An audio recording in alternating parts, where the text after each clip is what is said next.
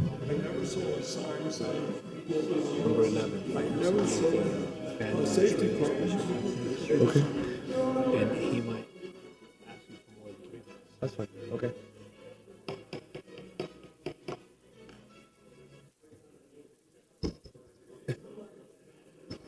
Mr. Clerk.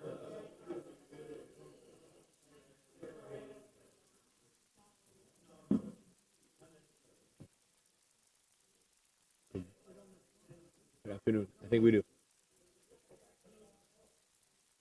Mr. Clerk, we ready?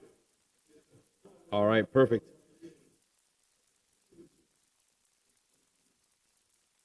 I'd like to call to order the Thursday, September 12th, 2024 special assessment public hearing that we're holding here at 3 o'clock. It is 3:05 and we're 3:06 and we're commencing a few minutes late. I apologize. Before we get started, I'd like to lead us with the Pledge of Allegiance. Madam Vice Mayor, please lead us. May I pledge allegiance to the flag of the United States of America and to the republic for which it stands, one nation, under God, indivisible, with liberty and justice for all. The way I'll be handling this is I'll be calling every single one of these special taxing items one by one. The city attorney will read it into the record, then I will open a public record. If there's any if there's public comment, if there's any discussion amongst the commission, then I'll be asking for a motion in a second. So getting started with first item on the agenda. Madam City Attorney. Thank you, Mr. Mayor. Number 1 is a resolution of the City Commission relating to the provision of the Miracle Mile Improvement Project, approving the updated assessment roll for the Miracle Mile Assessment Area, providing for the collection of the assessments to fund the Miracle Mile Improvement Project within the Miracle Mile Assessment Area pursuant to the Uniform Assessment Collection Act, providing for the effect of this resolution, providing severability, and for an effective date. Mr. Clerk, is there any public comment Yes, sir. on this item? We'll hear public comment first. Okay, Jackson Holmes.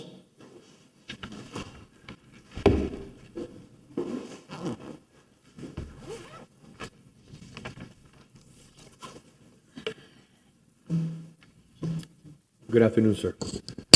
Thank you so much. I want to thank Diana Gomez and Ms. Perez, and for that matter, you, Mr. Mayor, and you, Commissioner Fernandez, in the past for helping make sure that we have that the laws are enforced relating to the former Business Improvement District. And because there were so many nightmares with that, I'm just here to reiterate what Ms. Gomez and Ms. Perez emailed me as to on Tuesday. They said that this item only re-legalizes the collection of the debt only related to streetscape, which is a perfectly legitimate purpose. But I figured I should, because I've seen this cat has 9 lives, I should just ask, I see somebody laughing, that if anyone has a different interpretation of this item that we're discussing, please let me know. Otherwise, I'll assume that this has only to do with collection of a past streetscape debt. Madam City Attorney, can you provide any clarity to the question? Yes, this has nothing to do with any improvement district or any business improvement district. This is the prior assessment, setting the assessment rate for that prior assessment area. And I think the finance director has a very brief presentation. Perfect. Thank you, sir. Good afternoon, Diana Gomez, Finance Director. So this annual assessment resolution confirms the assignment of assessment units and computation of the assessment. It confirms the imposition of the assessment in a manner provided for in the ordinance and establishes the assessment for the fiscal year beginning October 1st, 2024, and approves the assessment roll for the Miracle Mile Improvement Project, which is a streetscape project. So it's an annual process that has to happen in order for us to continue the assessment. Okay. Is there any discussion? I'll entertain a motion. I'll move it. I'll second. Vice Mayor Anderson. Yes. Commissioner Castro. Yes. Commissioner Fernandez. Yes. Commissioner Menendez. Yes. Mayor Lago. Yes, moving on to item number 2. Number 2 is a resolution of the City Commission relating to the provision of the Giralda Avenue Improvement Project, approving the updated assessment roll for the Giralda Avenue assessment area, providing for the collection of the assessments to fund the Giralda Avenue Improvement Project within the Giralda Avenue assessment area, providing for collection of the assessments pursuant to the Uniform Assessment Collection Act, providing for the effect of this resolution, providing severability and effective date. Mr. Clerk, do we have any public comment? No, Mr. Mayor. So sorry, this is the resolution setting the assessment for the current year for the Giralda Streetscape Improvement Project. Thank I'll you. move it. Second.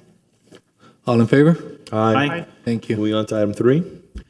Number 3 is a resolution of the City Commission relating to the provision of fire protection services, facilities, and programs in the City of Coral Gables, Florida, confirming the preliminary assessment resolution, reimposing fire protection assessments against assessed property located within the city for the fiscal year beginning October 1, 2024, approving the rate of assessment, approving the assessment roll, and providing an effective date. Mr. Clerk, do you have any public comment? No, sir. I'll move it. Second. All in favor? Aye. Thank you. Item 4. Number 4 is a resolution of the City Commission relating to the collection and disposal of solid waste and recyclable materials in the City of Coral Gables, Florida, confirming the preliminary assessment resolution, reimposing solid waste service assessments against assessed property located within the City of Coral Gables, Florida for the fiscal year beginning October 1, 2024, approving the rate of assessment, approving the solid waste assessment roll, and providing an effective date. Mr. Clerk, do you have any public comment? No, sir. I need a motion. I'll move it. Second. Mayor, we should just have, even if it's brief, the presentation from the Finance Director.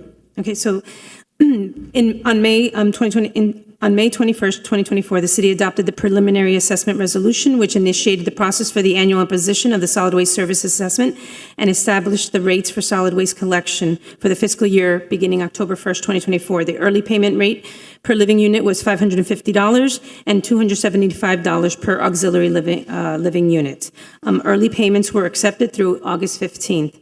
The regular payment, which will be on the tax bill for those individuals who did not take advantage of the early payment, it will be $577.50 for the single family or one dwelling unit. And the auxiliary rate is $288.75. That will be on the November tax bill if unpaid as of this point, as well as any past-due special pickup charges will also be on the tax bill. So there was about 3,200 accounts which had unpaid balances and will be on the tax bill in November. Thank you very much. May I have a motion? All in favor? Aye. Thank you. Moving on to item 5. Number 5 is a resolution of the City Commission relating to security services assessments within the Sunrise Harbor Security Guard Special Taxing District, providing authority and definitions, confirming the preliminary assessment resolution, approving the updated security services assessment roll, providing for the reimposition of the assessments, providing for collection of the assessments pursuant to the Uniform Assessment Collection Act, providing for the effect of this resolution, providing severability and an effective date. Mr. Clerk? No speakers, Mr. Mayor. So the total estimated security service cost for this district, for this guardhouse district, is $345,600 for fiscal year 24-25. There is no change in the proposed methodology, but there is an increase of $565.46 in the proposed assessment rates. The fiscal year 24-25 assessment is proposed to increase from $3,034.54 to $3,600 per improved lot, and from $1,517.27 cents to $1,800 per vacant lot. The increase is required to fund services provided, including increase in security services cost. Thank you. I'll entertain a motion. I'll move it. I'll second. All in favor? Aye. Thank you. Moving on to number 6. Number 6 is a resolution of the City Commission relating to security services assessments within the Snapper Creek Lake Security Guard Special Taxing District, providing authority and definitions, confirming the preliminary assessment resolution, approving the updated security services assessment roll, providing for the reimposition of the assessments, providing for collection of the assessments pursuant to the Uniform Assessment Collection Act, providing for the effect of this resolution, providing severability and an effective date. Mr. Clerk, do we have any public comment? No, Mr. Mayor. So the total estimated security services cost is $333,850 for fiscal year 24-25. There's no change in the proposed methodology, but there is an increase of $336.72 to the proposed full assessment rate. The fiscal year 2024-25 assessment is proposed to increase from $2,388.28 to $2,725 per improved lot unit, and from $1,194.14 to $1,362.50 per vacant lot or unit. So again, the increase is required to fund services provided, including increases to security services cost. Thank you. I'll entertain a motion. I'll move it. Second.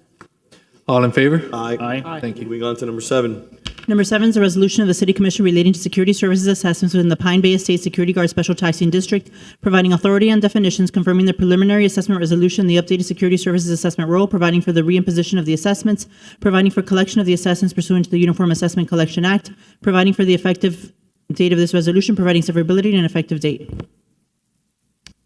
Ms. Goldman?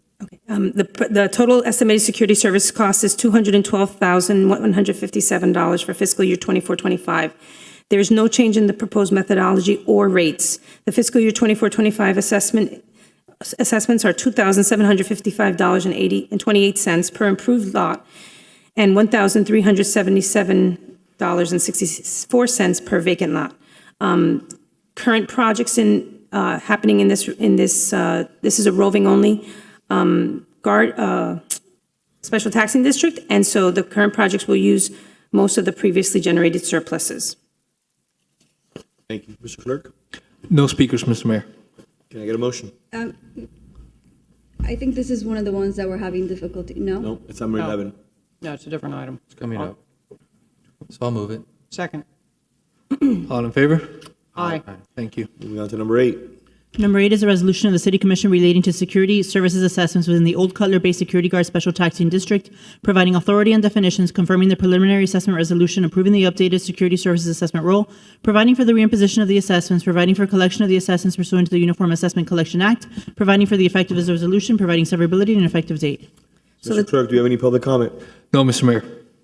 The total estimated security service cost is $609,700 for the fiscal year 24-25. There's no change in the proposed methodology, but there is an increase of $158 in the proposed assessment rates. The fiscal year 24-25 assessment is proposed to increase from $4,391.22 to $4,550 per improved lot or unit, and from $2,195.61 to $2,275 per vacant lot, $2,275 per vacant lot. So increase required is to fund the services provided in this guardhouse district, including increases in security cost services. I'll move it. I'll second. All in favor? Aye. Thank you. Number 9 is the one that we received significant emails from in regards to Kings Bay. So, Mr. Clerk, do we have any public comment on the record, or is it just emails? No one here to speak on the item, sir. Okay, Madam City Attorney? Number 9 is a resolution of the City Commission relating to security services assessments within the Kings Bay Amended Security Guard Special Taxing District, providing authority and definitions, confirming the preliminary assessment resolution, approving the updated security services assessment role, providing for the reimposition of the assessments, providing for collection of the assessments pursuant to the Uniform Assessment Collection Act, providing for the effect of this resolution, providing severability and effective date. Ms. Gomez? Sure. So the total estimated security services cost is $307,500 for fiscal year 24-25. There's no change in the proposed methodology. There is a proposed increase in this year's assessment.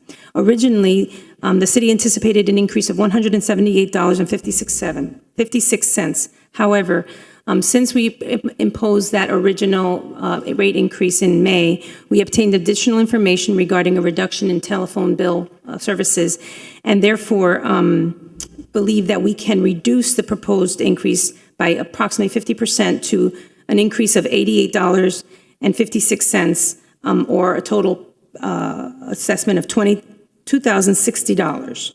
So this reduction in the rate will still create or cause an operating deficit for the year in this in this district. However, this district does have sufficient reserves to cover that deficit in the upcoming year, and then we can reevaluate in the subsequent year if there's still enough reserves to not have to increase the full amount. The reserves in this district, we are setting the reserves for the guardhouse districts are set at 25% of their operating expenditures.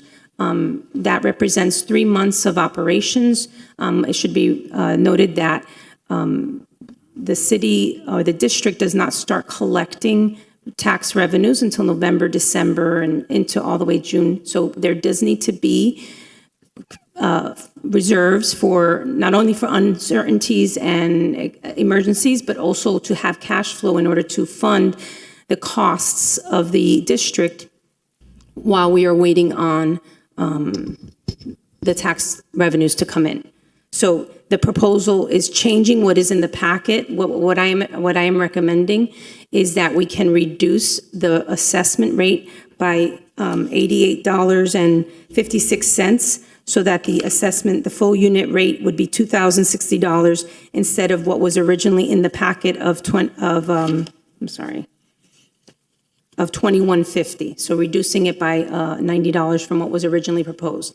So that would be an adjustment to the resolution as presented in the packet, if that is the rate that is decided to move forward with. So first off, if I may, I just want to thank you, Diana, and the city attorney and your staff. I know we got several emails today.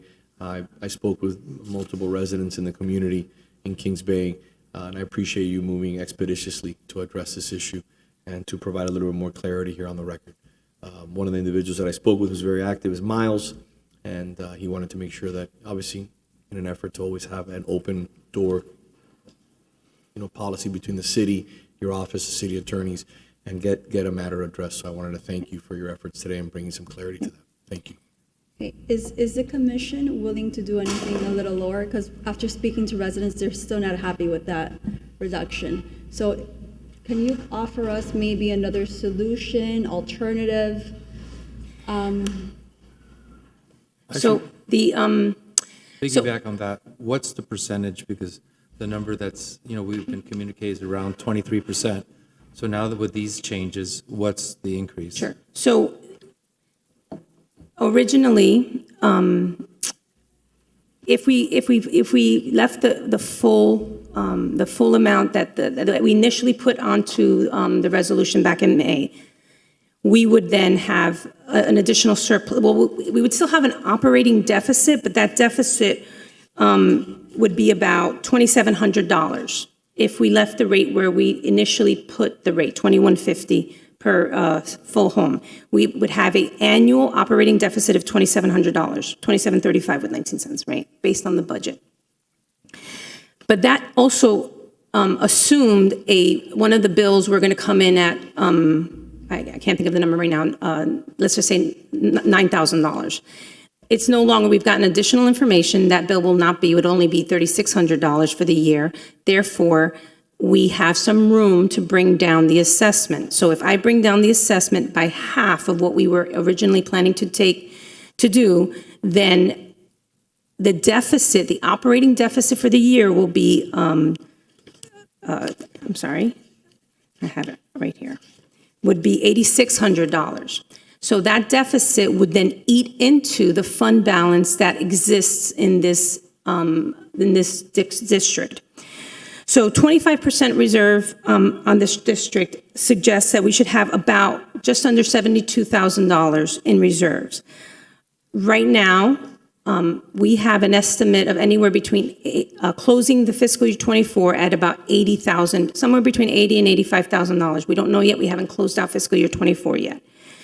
So if I were to do a reduction of the 50% reduction and eat into $8,600 of that fund balance, that would leave me with a fund balance of $76,000. And so in the year after, eat in again maybe another $8,600, or maybe we would have not. Maybe we will end up in having different fund balance because other costs either came in higher or lower. We just don't know until we get there. So reducing it by 50% still keeps us at our fund balance reserve goal, and we're only at a difference of about $4,600. So that's just a little bit of flexibility. You never know how things are going to work out. If we were to reduce it all the way and keep it the rate that was last year, then that would create an operating deficit of $20,000. So that $20,000 deficit will then eat into the reserves. And so there would be left with like a $64,000 or $65,000 reserve, which is less than the 25% policy reserve that we have.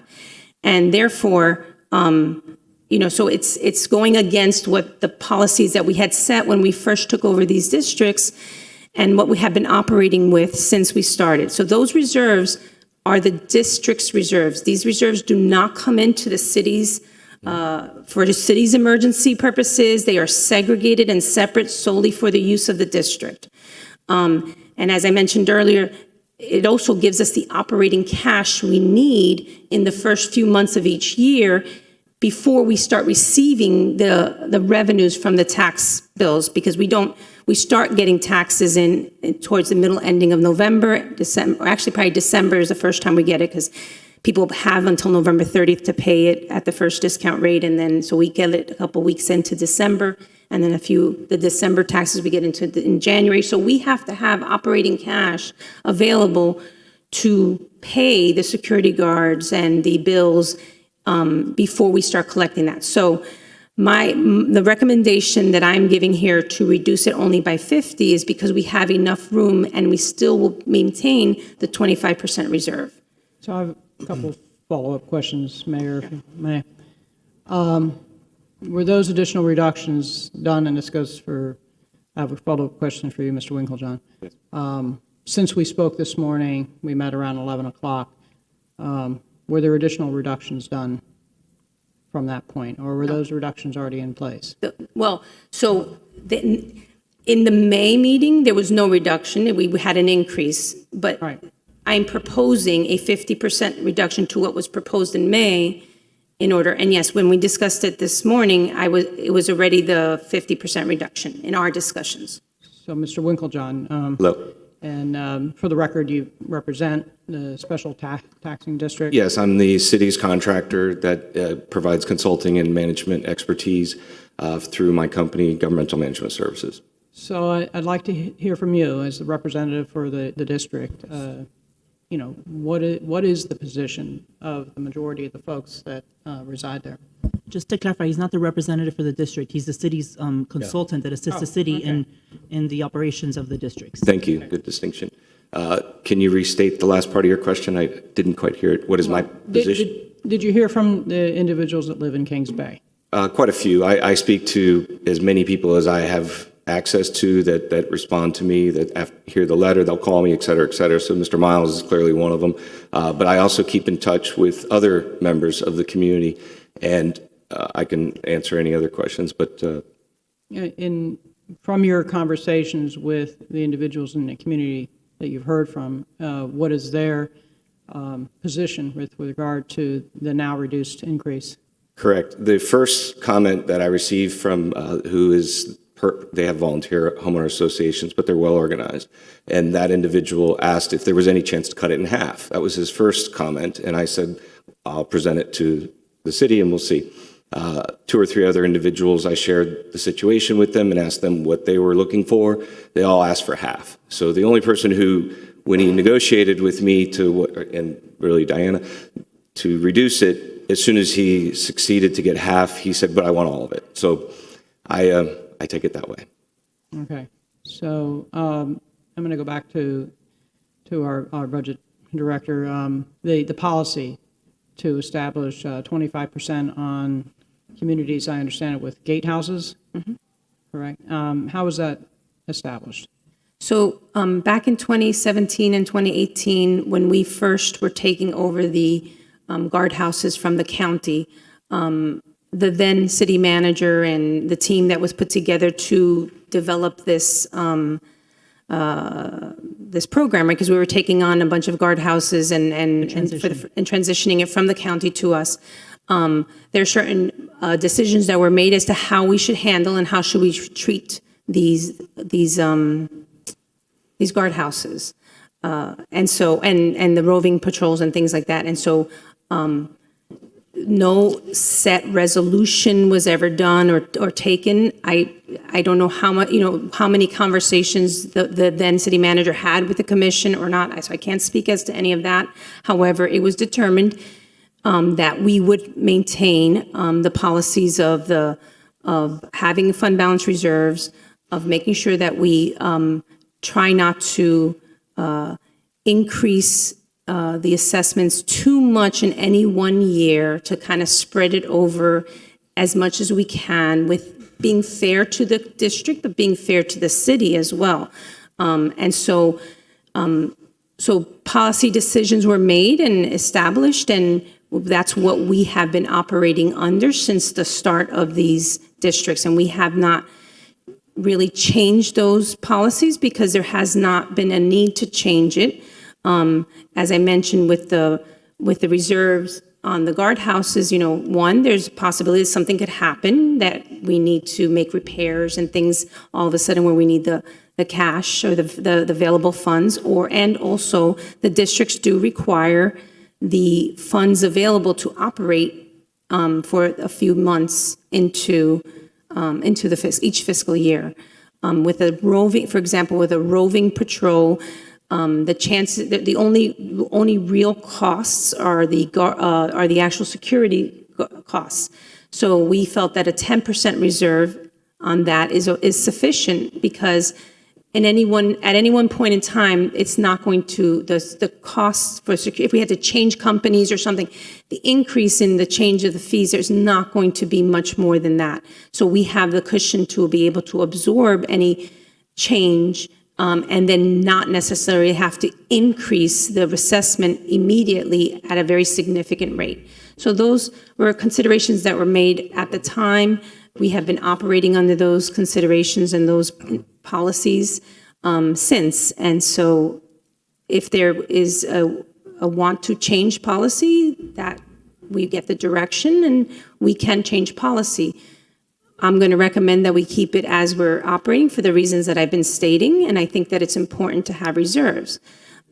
So that's my position on it. But again, whatever the decision of the commission is on policy, we can then implement it moving forward. So I agree that reserve is a wise thing to do. I noticed that Mr. Moranto has come here and it appeared he filled out a speaker card. So Mayor, you want to take public comment now? Yeah, of course. First speaker, Miles Moranto.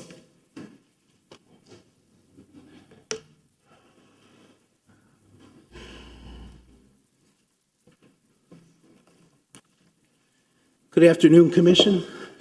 Thank you. Thank you for allowing us the time to share.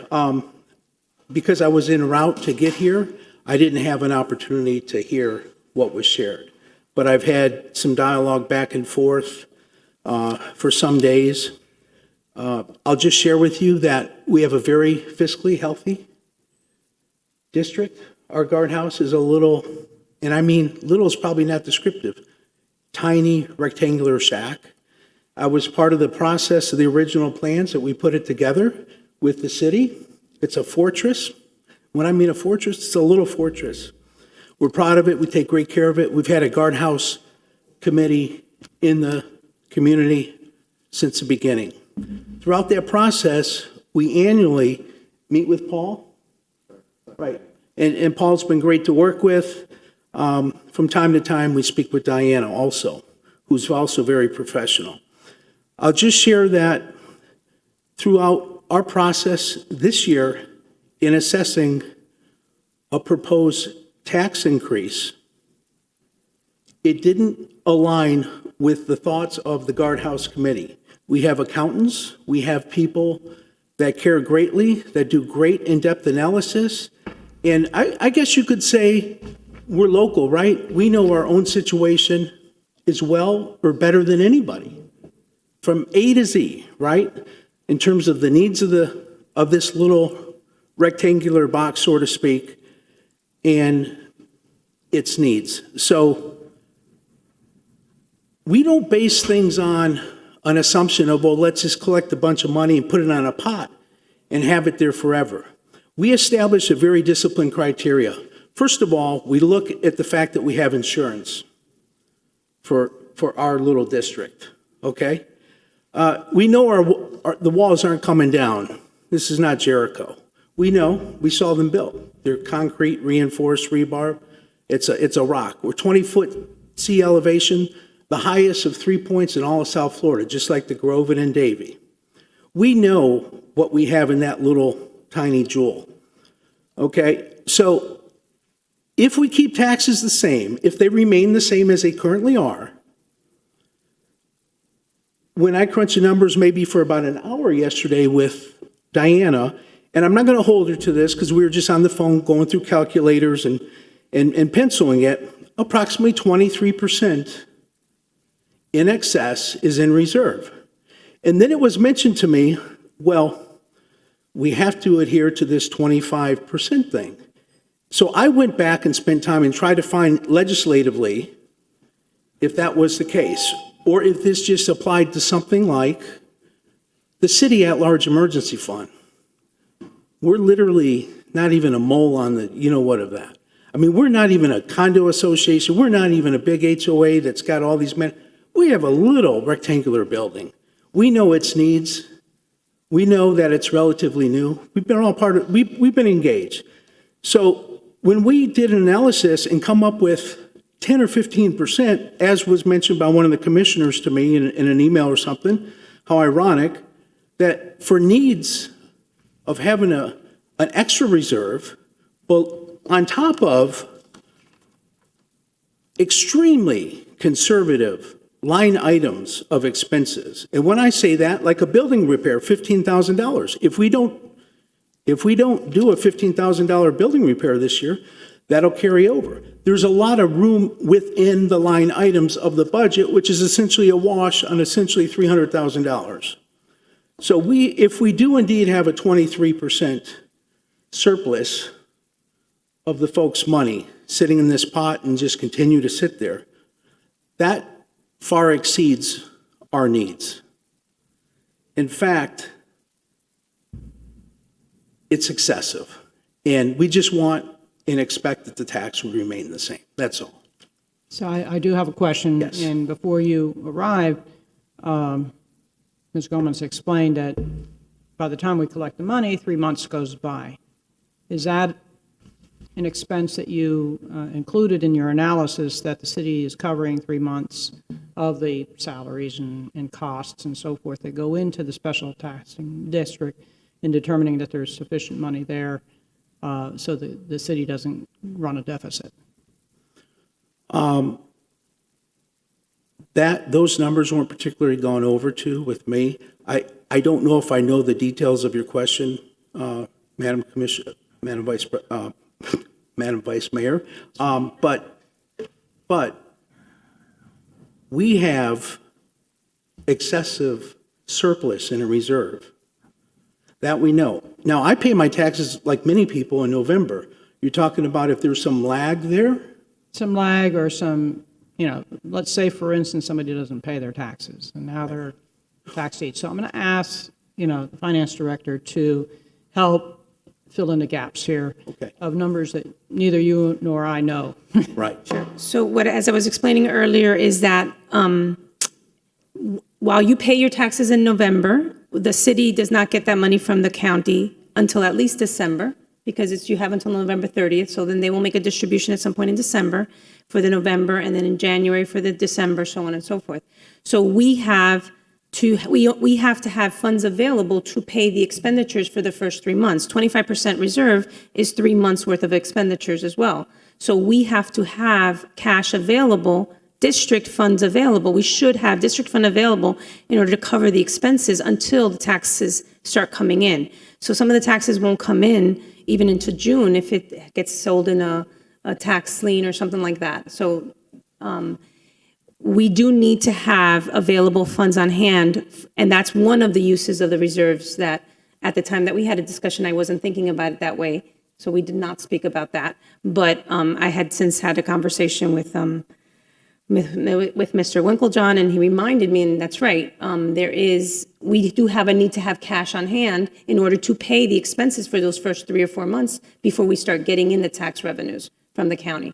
So that's what I was referring to earlier with that. And Diana, just when you say the first 3 or 4 months, because the fiscal year begins October 1st. Right. Right, in the first 3 to 4 months, you said. So in December, we'll receive some. How much money are we talking about? How many people pay? I don't know. I couldn't even tell you how many people pay in November versus December versus January versus all the way up to March that they can pay without getting penalized. And then there's still revenues that we get in June or July after they do the tax sale. So I don't know what percentage pays in which month. So how much money do you need on reserve to cover the? So 3 months worth will cover us through December. Dollar wise, how much money? Right, so we're just doing roughly So 25% reserve, 25% of expenditures equates to the equivalent of 3 months' worth of expenditures. Therefore, my 25% reserve, in theory, if the budget is split exactly month to month, even though it's not, some expenditures happen at the beginning of the year, at the end of the year, middle of the year, so it's not an exact straight line type of calculation, then the 3-month reserve also gives us cash available to use that district's cash to pay expenses until the revenues start coming in and replenish the reserve. And so it's a rolling fund balance, a rolling cash balance. And then on top of that, in case something were to happen, an emergency of some sort that we need to have excess funds, we also have the reserves that we can dip into without then having to increase the rate in the subsequent year, maybe more significantly if something significant happens. Again, reserves are reserves for in case something were to happen. It's not set exactly for any one particular item. It's to have reserves in case something were to go wrong, as well as the fact that we need to have fund cash flows available to cover the expenditures. So, Mr. Malantra, does that cover your? I appreciate it, but that's a very broad statement, Diana, and I highly respect your position and what you do. But I must say, this is the first time I've heard that. And I realize it'd be about $70,000 if you take the operating of roughly 300 for 3 months. But it's almost like a moving goalpost because we've done such a deep dive on this, and it's not based on, well, there's expenses or, well, there's always going to be expenses. It's based on a calculation, right? It's got to be, we know that we've never needed 25%. I mean, right now we have between $83,000 and $84,000 sitting there. I don't know if it's earning 5%, the standard short-term CD, or I don't know if the people paying the taxes are just losing money on that with inflation, for all I know. But it's excessive. We know our needs. We know how tiny our needs are. How much of a reserve do you think is necessary? 10 to 15% is excessive in some minds. I think 10 or 15% is reasonable. And if it's closer to 20%, it's still no new tax increase. Mm-hmm. We're talking, this isn't a full-blown HOA. This isn't. I know, I understand, but I'm just trying to get information because it's difficult sitting up here to make decisions with we not believe knowing what your position is. That 10 or 15% would apply and would be significant in this instance. Now, with that window that was brought up, and again, it was never brought up before, the 25% was related to something else. But we aren't even talking 10 or 15%, keeping taxes the same. According to the numbers that we spent an hour calculating, it's 23% if they stay the same, or about. You said they were about 23%. Is 10 to 15% sufficient to cover the 3 to 4 month period? I'm not prepared to answer that question. Again, So 25% represents 3 months. It takes us about 3 months to start getting tax collections in. And so then I would want, is that the policy then for all guardhouses? Yes, may I ask you sorry. this? Miles, would you be amicable to do the following? To leave it the way it is this year, and next year, we give staff enough time to consider 20% across the board. Because I'm going to be honest with you, right now at this moment, it's a little bit late in the ballgame to be able to be doing this. I'm not blaming anybody on this. We can take the responsibility for it. Perfectly fine. If we have to change things across the board, if we're going to go to 20, we're going to 15. I want a little bit more time to study this. Yes. Because at the end of the day, that's like saying that we go to our reserves right now and go down from 25 to 20%. And that makes me nervous, okay, and I'll tell you why. But I'm willing to maybe go down to 20 to be something as kind of an opportunity for both sides. We had a hurricane here a few years ago. We used those reserves to clean up the city. And the director will tell you, I'm not saying we're using your reserves for that. I'm just saying we use our reserves. Right. Never did I expect that we would spend, Diana, what was the number that we spent? $23 million. I remember. Roughly. And we didn't get paid back for how long? Wow. It's okay. 7 years, and we still are pending a little We're bit. still pending a little bit. from- And I use that example as something that This just came out of the 2017. blue, and we never expected to have that much of our reserves have to be used. But it got us out of a jam, and we were able to, basically absorb a lot of the manpower and heavy equipment rentals throughout the community because we had cash on hand. So I think just to really throw some relief to staff and to not have this discussion up here, because I don't think that we can get to the bottom of it. If we can build consensus that maybe we can look across the board next year and say we can drop it to 20% or 22% and do something appropriate. Right. I just think it's going to be very difficult for this commission, at least for me, to make a decision today and say, yes, we'll drop it to 15%. I really respect Diana's opinion, along with the residents, but again, at the end of the day, my job and then the commission's job is to be fiduciaries on behalf of this community. Right.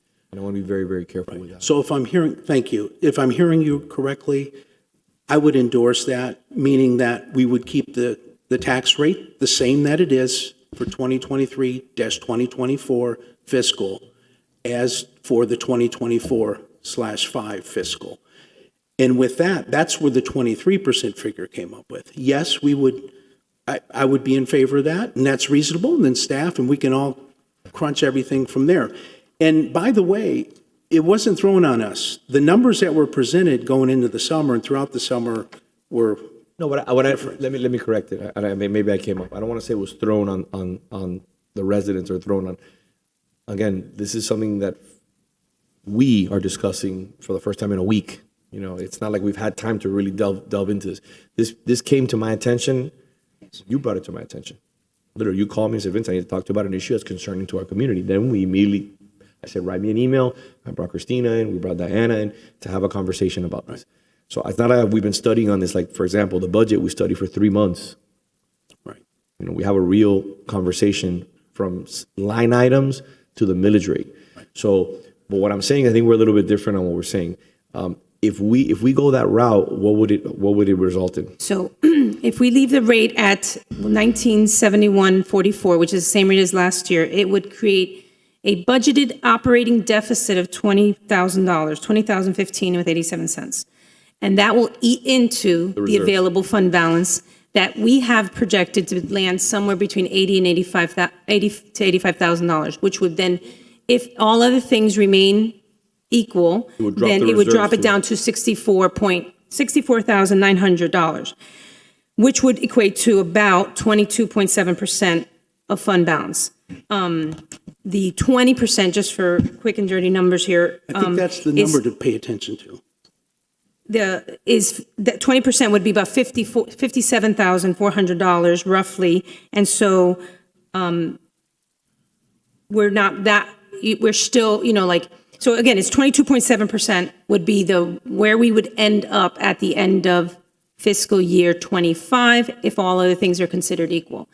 My recommendation would be to maintain the 25% reserve fund balance.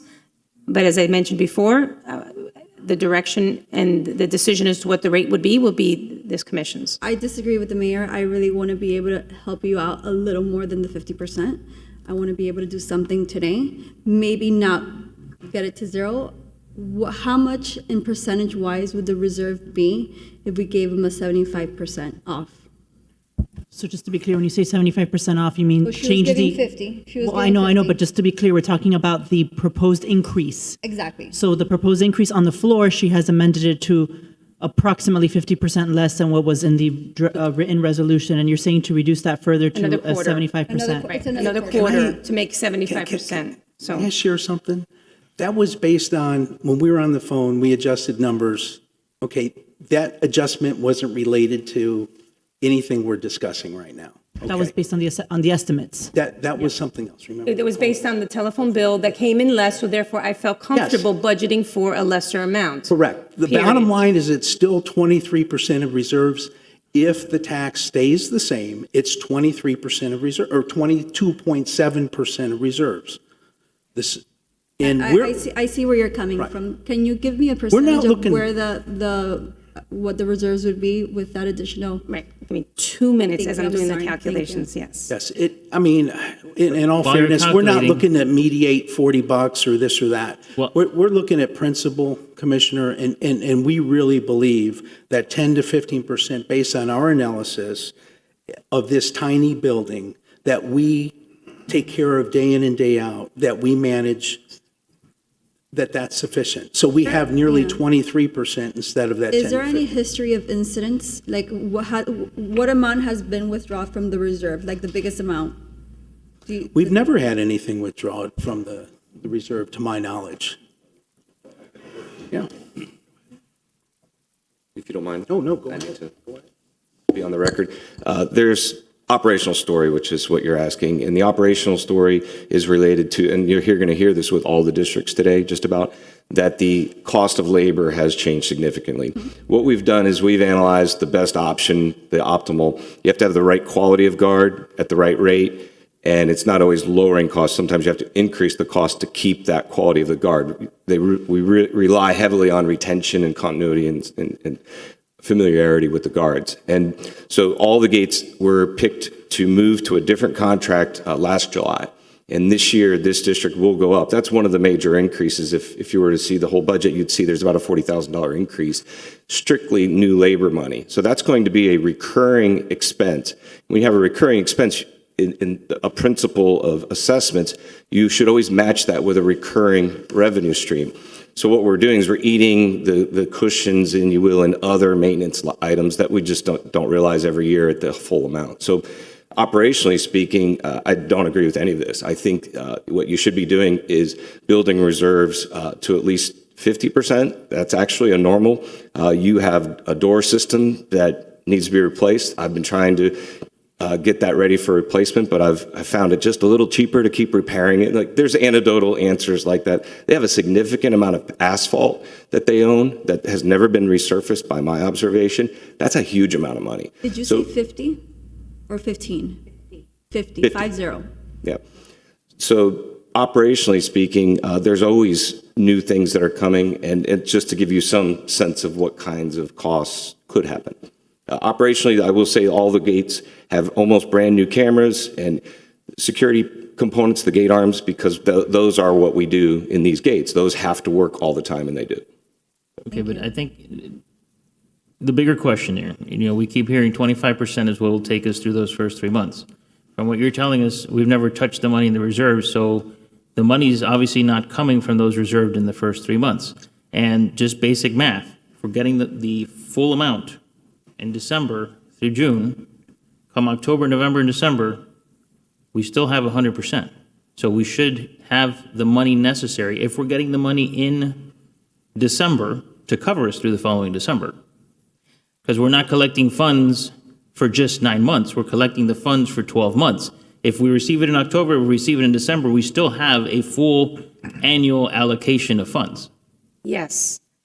So, but the first 3 months, let's just start at zero. The first 3 months if we have no reserves, we have no cash flow. The city has to front the expenditures for the first 3 months. Yes? But he just And said then we we'll don't get touch it those in. reserves. No, yes, but we didn't eat into, we only measure fund balance at the end of the year. So it's a rolling number throughout the year. Meaning, Okay, I'm that's what I- using that that's what I want cash cleared in up. October, November, December. I have zero cash maybe in November and December. Let's just argue, right? And again, it's not an exact 1/12 of every month expenditures is there. So Right, try but and it's not that carefully- we're not touching the money. We're We touching obviously it, are but then we're using it because it's in replenishing the it. same We're account. touching it and we're replenishing it, yes. So that way, by the end of the year, September 30th, we have again the initial fund balance that may go up or down, right? He suggested it's going to be more like 85,000. My notes say it's going to be about 80,000 plus or minus, because I don't know yet where all the expenditures are going to lie throughout the year. So it is a rolling use of that cash for this district. If it's not there, then in theory, the city has to front the cash to pay those bills for the first 3 months, or however long it takes for us to collect the tax bills. The guardhouses should be self-sufficient, and that means having cash flow for expenditure purposes. And I think to the mayor's point, making a decision to reduce the reserve, say, to 20%. What we're really doing is we're subsidizing with the reserve. Next year, we're going to find ourselves in a worse situation where we may Potentially, have yes. to double or triple the amount because we will have eaten up the reserve and we're operating at a deficit. I mean, am I understanding that correctly? Because we would be operating, you said, at a deficit of approximately $20,000. So next year, arguably, we'll probably be operating at a deficit of at least $20,000. Depends on the results of operations for next year, right? If we end up with a natural surplus next year, then it may not be. But if we end up with a natural deficit because something happened, then we would have, so we would be then below the reserve policy. So yes. So the thing is that I don't know where we're going to land at the end of next year when I'm setting the rates today for all of next year that hasn't happened yet. But I guess this goes back to what we had discussed in May, and I think all of us are in consensus that we should have more information way before this meeting so that we can make a better decision when we get here. Residents are better informed. Maybe it's a community meeting to go over the finances at some point. Maybe have John participate in one of the HOA meetings so that he can explain the finances for the coming fiscal year and answer any questions at that point. Because now I think we're put in a situation where we're looking like the bad guys, but it's the finances that are being presented to us, and we're here at the last minute trying to play catch up. I've talked to Miles probably 7 times in the last 24 hours. I've talked to the director, I've talked to the manager. We've been trying to figure this out over the last, the mayor's spoken to them, the vice mayor. I think everybody up here has had a conversation trying to figure out how to fix this. And for next year, we need to find a better way to do this so that we're not playing this 2-minute warning and we're trying to figure out how to win the game with 3 touchdowns. So if I may, just one quick thing. This is simple accounting. If you do simple accounting and you understand accounting, it's all forecasting. What Diana's doing is forecasting for next year. She doesn't have a crystal ball. She's never going to tell you if water goes up, electricity goes up, insurance goes up, landscaping goes up. There's a cost. The roof fails. We're forecasting. You don't understand. I'll give you an example. Coco Plum in their guardhouse, they have serious renovations in their guardhouse right now, forthcoming. Major repairs. As the gentleman, Mr. Galan, can tell you, because they've been dealing with that issue for some time. From everything, from lighting to the roof to the air conditioning, they're having major issues. So, you can't expect more from staff. Staff can only do so much when they're forecasting based on previous situations. But if your insurance goes up 30%, maybe it goes up 35, or maybe it goes up 20. She doesn't know that. So you can only ask her to do so much. So I'm of the belief that the real crux of the conversation is a simple one. And that is, let's do some research to see what other associations throughout Miami-Dade County are doing. Okay, number one, what's their reserves? I'm very fiscally conservative. I don't like debt. I like to have reserves. I like to leave things better when I'm gone than when I started. I don't want to touch that. Okay, and in my opinion, before we make a decision today, I think we need to have more conversations, see what other municipalities are doing in regards to the reserve. I don't feel comfortable going to 10%, 15%. It's a little aggressive in my opinion, especially, being in the construction world. I see what things cost. About 23%. No, I'm Keeping it the same and What going was the forward. percentage, But- Dana? 22.75. So my point was, that I think that, moving forward, if we leave it at, what's the difference between the payment between 22.75 and taking it to 25? Well, how much more will the residents pay this year? So if, at what I was proposing when I first came to the Yeah. podium to talk about, they were paying they would pay $88.56 more. $7 a month more. I'm just I asking, didn't do the math, No, but I'm yes, asking, $88.56 a year more. Because you And didn't that say will a year, you maintain didn't it, say a right. year, so I wanted to say a month. I wanted to make sure it was right. Commissioner Castro asked me a question about if we were to reduce it by another quarter percent, then that would be an increase of $44.64. And then the reserve would be, and again, just doing quick numbers, just under 25%. But we would break protocol with what we've done for every other association. So if I round up, I guess I will have my 25% reserve will still be there if we reduce it to 75. But then that tells me that there's a very good chance that I'm going to have to increase it next year by more if we're going to, maintain the 25% reserve. But by next year, we can reevaluate. We'll have time to actually study this and analyze what are other municipalities doing, right? I mean, and Mr. Winklejohn, he does the special taxing districts for a lot of districts and within South Florida, I guess?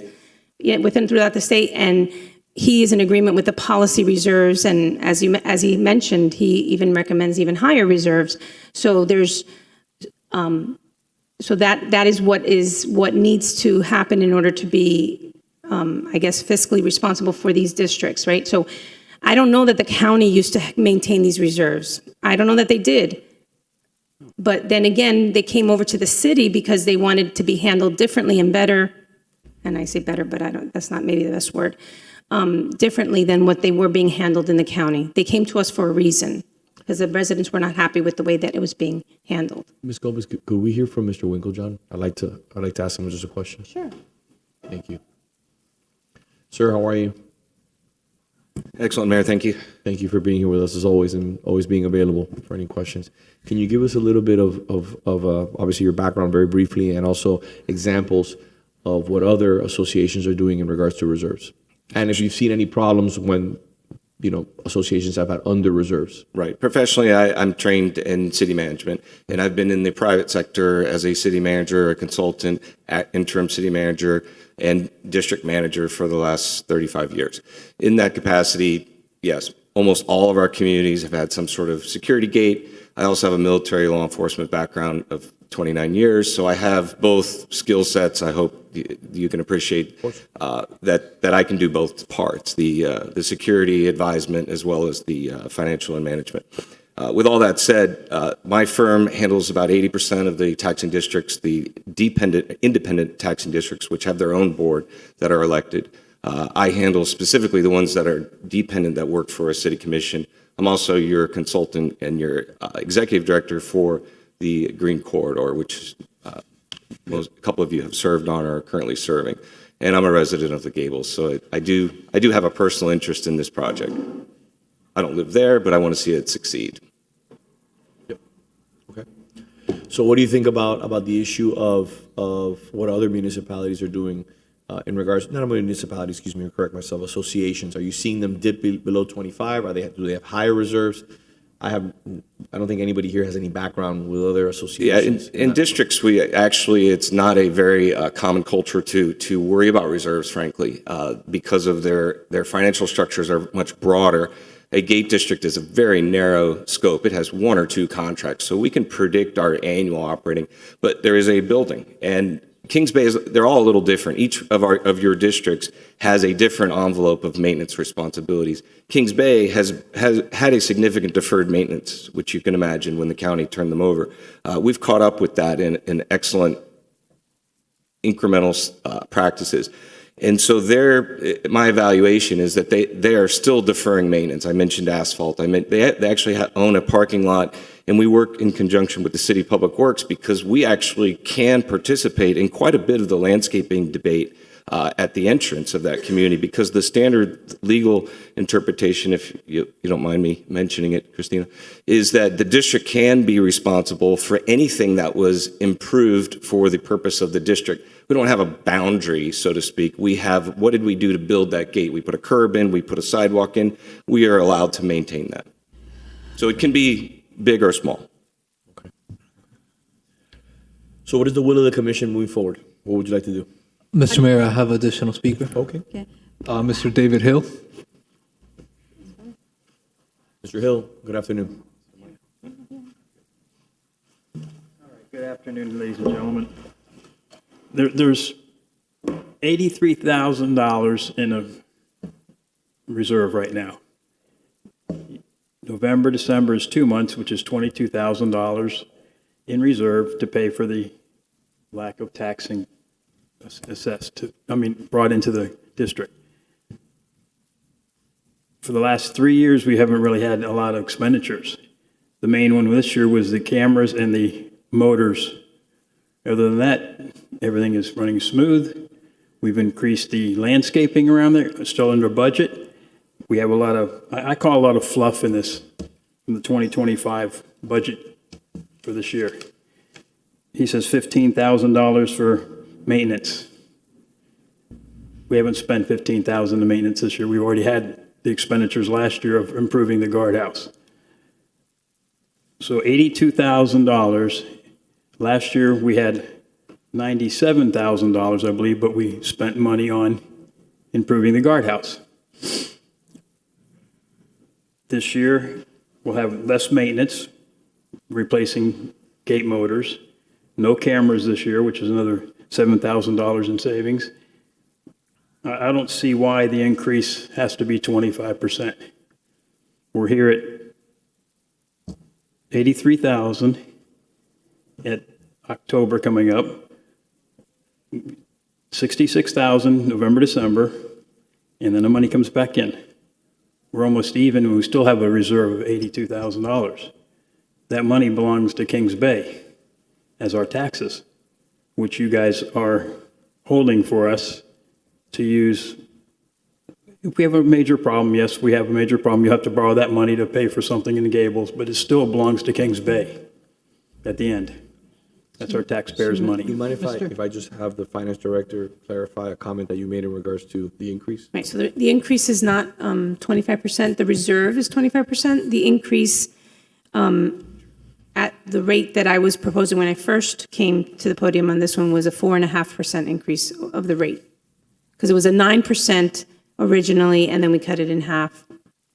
So about 4.5% increase. Because you had some Additional information. Some new numbers in regards exactly, to phones. yes. But you want to, again, I want to clarify everything up here. Yeah, because these tangents take us off the simple math, right? So that was a phone bill we were being charged for $1,500 a month, okay? $1,500 a month. And after it went a couple months, finally it was corrected and brought down to under $300 a month, okay? But that's why that was taken down to 4.5. That was probably for phone, internet, all kinds of stuff, right? Yes, the line. And what was represented to us in June, at the end of May, at the commission meeting at the end of May, going into June, in fact. Sir, I'm sir, sorry, Miss. can you speak directly into the mic, please? This was given to me personally when we met, and that's reflective of the base would stay the same. For the same fiscal year as what it is now would stay the same. And I thought that was your, not motion, but idea for a motion, and we would endorse that, certainly, keeping it the same, going back and evaluating next year, between now and next year. My concern with that is twofold, and then my colleagues can move in any direction they like.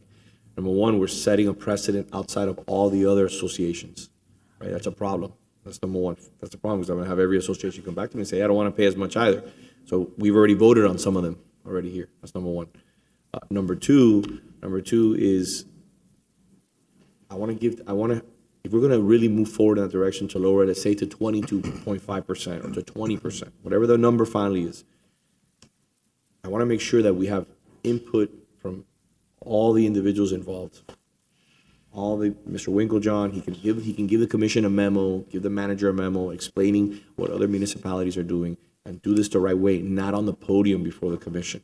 I think that it's just, to me, it just sends the wrong message that we're doing kind of things a little bit quickly and not really assessing them. That's my opinion. But our message is not just a message based on an idea. It's based on facts and our in-depth analysis and us being local and being on the ground and knowing that 23%, or parenthetically say 22.7% in reserves, keeping the taxes the same as they were in fiscal 24 as they will be in fiscal 25, works. And that's it. And it's that simple. There's no more math to it. I feel very comfortable with what Diana said with the additional quarter discount. You were almost at a 25% reserve. And then next year, reevaluate if maybe 25% is the amount for all associations. And we could reevaluate for everyone. But this year, I would feel comfortable with another quarter discount. I think it would leave you, what, $40? It would, the increase from last year's rate would be then $44.64. So I need to, And nobody came here today for an extra $20 or $40. We're all here for a matter of principle. And we don't want a discount. We don't want to mediate anything. All we want to know is that you feel comfortable as we, in our in-depth analysis with CPAs, accountants, Kings Bay Guardhouse Committee, and our residents, right, that we feel great with 23% in reserves. In fact, it's excessive, and we just want to move forward. Madam Vice Mayor? So a question I have for you, because, repaving was, brought up as something that needs to be done. Is that something that you, as a homeowners association, I'm just going to use that as a way of talking about the group of residents there, have considered, the cost of and budgeting for? Is that something that you're looking for to get done? We don't have any potholes or pavement or anything around the guardhouse. That was done in recent years when we built Okay. the guardhouse. Okay, anywhere else in the community that? No, we don't have one pothole in our community. All right. Okay, I just want to make sure, Roads- because it was something that was mentioned. Is there I- any, Yeah, I don't recall seeing potholes when I rode through there. No, they're newer. The roads are in nice condition. I think that's that's item 12. Tom? That's item 12. Yeah. No, we'll. They're here for that one, but that one does have issues with potholes. Yeah, no, we'll get to that one. No, but since it was mentioned that the area had not been repaved in some time, and although I've gone through the neighborhood. Well, 2010, I know areas of the Later than Gables that that. wasn't, what? There's no potholes. there's Yeah, I no- know. so does anybody on the It's in great commission condition. feel comfortable putting it down to 20? Personally, I don't, because the numbers are not in front of me. I haven't done my own research. I trust what you're telling me, but I need to analyze this a little deeper, right? Right now, it's too soon to be able to say, I'm comfortable with 20%. I don't know how the rest of the commission feels. We're saying 22.7%. Can we round it up to 20 23? at 23% roughly. 23, about. just, About 23%. So the savings we're talking about is, Diana, what is the savings we're talking about a year? I'm sorry, repeat the question? 23%. Keeping it the same as it is now. So keeping the rate where it was last year will then report an operating deficit of $20,000. Based on the information I have today, would be that the fund balance that I have, if I use the higher number of $85,000 that of what the fund balance may end up at the end of this fiscal year, reducing that by the $20,000 deficit that we will be going into 25 with, will give me $64,984. So it'll be a $20,000 loss in regards to the fund Right, balance so reduction. even increasing it to what from May would still have an operating loss of $2,700. But since we have excess more than 25% right now, that's fine. We can eat into the excess reserves, and still maintain our 25% reserve. So leaving it where it's at is going to cause an operating deficit in the current year and subsequent years potentially of $20,000. So reducing that from the fund balance that we are anticipating, $85,000, will leave us with $64,987. But let me ask you a question. You said in subsequent years, does that mean that we'll be chipping away every year and in 4 years, Yes. and in 4 years we'll be at Yes, zero? unless they have a natural surplus because something wasn't needed, was over budgeted or whatever. But if they had a natural shortage, then the deficit will be even larger. Like it'll be eating away at the fund balance even faster. So what I was trying to explain is that while yes, if we do that in this year, leave it where it's at, yes, that's what the 22.7% number that Mr. Miles is saying that he would that we would be at 22.7%. Diana, where would we break even? So at the 25%. Roughly. the break-even point? So going 75% down, and again, these are moving targets because I don't know exactly where we're going to end up, right? So based on the information that I have in front of me right now, reducing it from what the original increase was, instead of by 50%, by 75%, would give us a fund balance of 25%. It was like 24.8. So we can, and I was doing quick and dirty, so I'm sure that we can round to 25 and say that's a 25% reserve. So that would be satisfying the existing reserve requirement, as well as reducing the rate as much as possible. But it gives us no real wiggle room, right? If the budget comes out to exactly what we budgeted for, And I know that that doesn't always happen, but it's our estimates with the information that we have. But I guess that I can be okay with that from a finance director, from your finance director, trying to do the best for this district. Okay. You're not satisfied with that, right? If it doesn't stay the same, correct, absolutely, because 23% is excessive as a surplus. Disagree.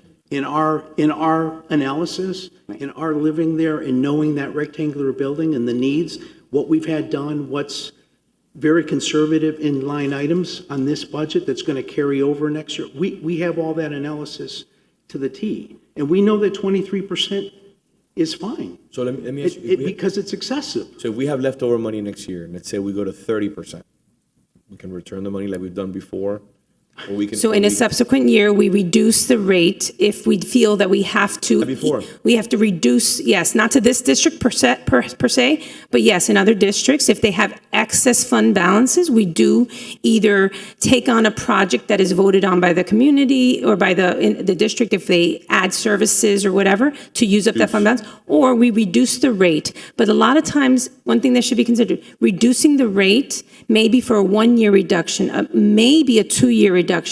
And then we have to bring it back up because in those other years, we operate in a deficit to eat up that fund balance. So then it becomes very difficult because then all of a sudden now we have a 30% increase in the rate because we have to get back to where we were. So it's just, so we, again, the direction that we've been given is to try to not have those fluctuations every year, to try to be consistent. As your finance director, I will disagree that 23% is excessive. I would even disagree that 25% is excessive. But again, that is what we are working with today, and that's, but. I don't think this commission is going to go down to 23%. I could be wrong, but reading the room, I don't think it's going to happen. So help me help you find another alternative. We should not discuss this finally tonight. I think we should have a couple of meetings No, about it. it has to be done today. It has to be done Unfortunately, today. that's what we've been saying, has to. that this is kind of last minute because we have no choice but to decide this today. I wanna help you. We cannot defer this That's why, item. that's why I offered, we all do. I said, let's keep going with the 25, stay where we're at, It's an additional $40 a year. Okay, right, correct? $44.64. Yes, it is. This is it, $44. In total, I it's said 40, I was off by $4, I apologize. Hold on, but that would be, the proposed increase currently is $88 and Right, 75 cents. $88.56. So I cut that. Yes, So the phone bill was corrected. yes. So that's what I'm It's been talking a about. lot of numbers so far. So what I'm saying is it's a nominal increase. I know it's an increase, it's a nominal increase. Next year, we'll be able to analyze it with some more time and say, if we have a reserve of 30%, we could say instead of going up 25, we go down 20.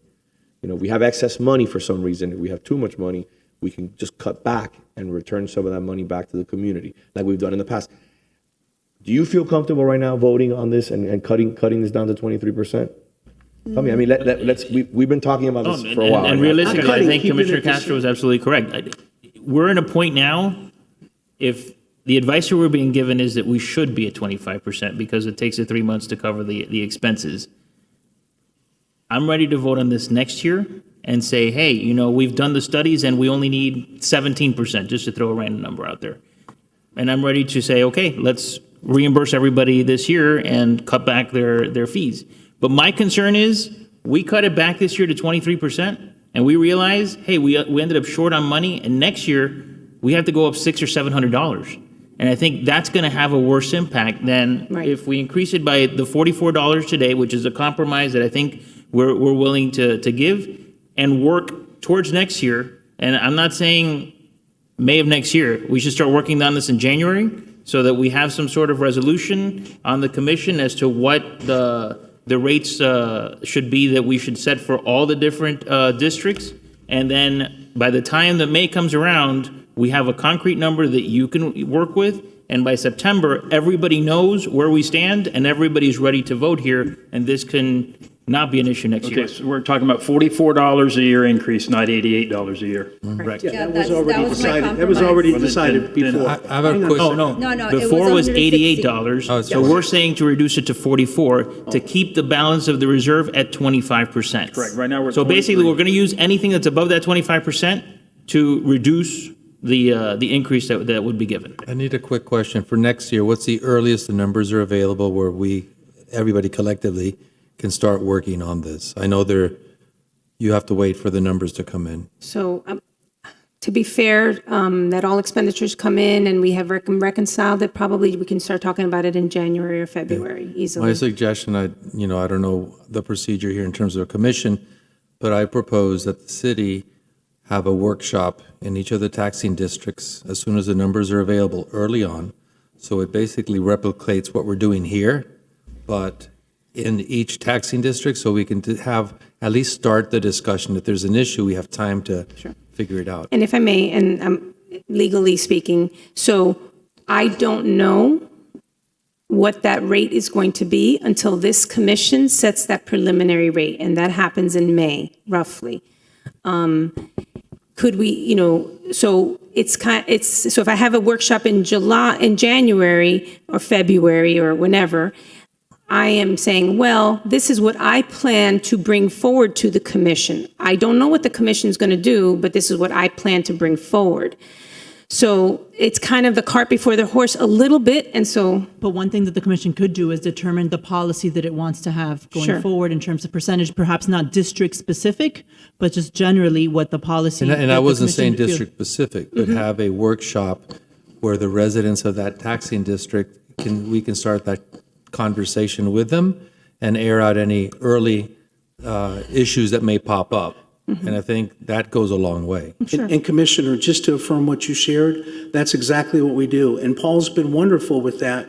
We meet regularly. Yeah, but we're not engaged in that. So I'm saying that we, as a body, be involved in those workshops. So, for example, on May the 21st, here, when I met with Diana after, these were the numbers going into June. Exactly remaining the same as what we were requesting today. Nothing to change. So that's what was represented. And then after that, throughout the summer, we also had meetings and phone conferences that also confirmed the same numbers, the tax rate would stay the same. So when it was announced in the last couple of weeks, it wasn't representative of May 21st or throughout the summer. This is different than what was represented to us. The May agenda item included this exact same, the budget at the increase of the $178.56. So the budget, the proposed rate from this board has always been $178.56. Yeah, 2150 increases it by the $178.56. So your current rate was $1,971.44, so the increase has been there. I'm going to make a motion Please. for the $44.64 change. Yeah, So if I can I'll for the second that. record- So, okay, thank you. I mean, by May, we will have insurance rates, and you should have also with the labor costs, which is one of the most volatile items that you have, so that we can better plan for next year rather than trying to do this on the fly here now. Right. And We're already hopefully- secured. Hopefully you already have even more reserve than you need, and then it'll be a much more productive conversation next time. If I may, yes. Diana, would you restate for the record exactly the figures that we're talking about so there's a clear record? So if it's okay, I want to round it to an even number, so I'm reducing it by 8 cents additional, so I can get to a solid number of $2,016 as the rate for the full unit, and $1,008 for a half unit or vacant lot.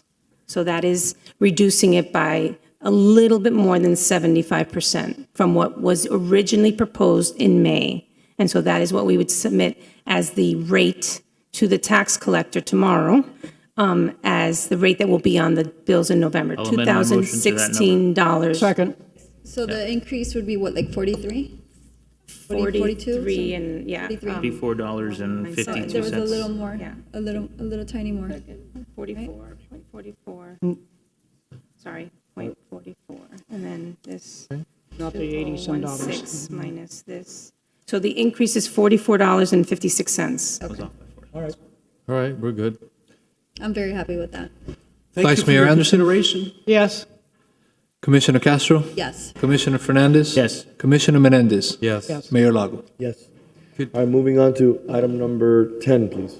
Number 10 is a resolution of the City Commission relating to security services assessments within the Hammock Oaks Harbor Security Guard Special Taxing District, providing authority and definitions, confirming the preliminary assessment resolution, approving the updated security services assessment role, providing for the reimposition of the assessments, providing for collection of the assessments pursuant to the Uniform Assessment Collection Act, providing for the effect of this resolution, providing severability, and an effective date.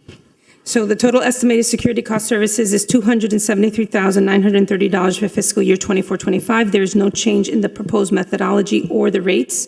The fiscal year 24-25 assessment remain at $2,698.80 per improved lot and $1,349.40 per vacant lot. Okay. Do you have any public comment? No, Mr. Mayor. All right. Move it. Second. All in favor? Aye. Aye. Thank you. Number 11, please. Number 11 is a resolution of the City Commission relating to security services assessments within the Hammock Lake Banyan Security Guard Special Taxing District, providing authority and definitions, confirming the preliminary assessment resolution, approving the updated security services assessment role, providing for the reimposition of the assessments, providing for collection of the assessments pursuant to the Uniform Assessment Collection Act, providing for the effect of this resolution, providing severability, and an effective date. So the total estimated security service cost is $115,500 for fiscal year 24-25. There is no change in the proposed methodology, but there is a $500 increase in the proposed assessment rates. For fiscal year 24-25, assessment is proposed to increase from $482 to $982 per improved lot unit and from $241 to $491 per vacant lot. So the increase is needed to fund the services provided. This district had been reduced in a prior year due to excess reserves, which have then been eaten up. And so now we need to increase in order to restore the rate to correct levels over the next couple of years. Entertain a motion? Mr. Mayor, I have a speaker on this item. Yes? Ron Ponzoli. How are you, sir? Oh, this is the different. He lives in there. Oh, think okay, I that's see, yes, okay. I have your letter right here. How are you, sir? Good morning, Mr. Thank you Mayor, for being here. Commission. My name is Ronald Ponzoli. This is my wife. We live at, you got that? Have it. Okay, we've lived there since 1979, and this is the first time I've ever had to come to this commission. So if I may for 1 second. So this item is regarding the roving patrol, not the guardhouse. That's okay, because they have almost very, very similar names. Well, I heard my name called. Yes, because, Because the clerk called Yes. you. It's okay. so We'll give call us you- 2 more we're gonna call minutes. you now. I just picked up 20 seconds. It's gonna be the next one. All right, do we have a motion? Yes, a motion. Second. Aye. Aye. Thank you. Moving on to 12. Number 12 is a resolution of the City Commission relating to security services assessments within the Banyan Drive Security Guard Special Taxing District, providing authority and definitions, confirming the preliminary assessment resolution, approving the updated security services assessment role, providing for the reimposition of the assessments, providing for collection of the assessments pursuant to the Uniform Assessment Collection Act, providing for the effect of this resolution, providing severability, and an effective date. So the total estimated security cost services for this district for this guardhouse district is $396,900 for fiscal year 24-25. There is no change in the proposed methodology. There is a proposed increase in this year's assessment. The fiscal year 24-25 assessment is proposed to increase from $5,100 to $8,100 per improved lot, and from $2,550 to $4,050 per vacant lot. So this guardhouse was a new construction recently, and so deficits was created due to construction overruns.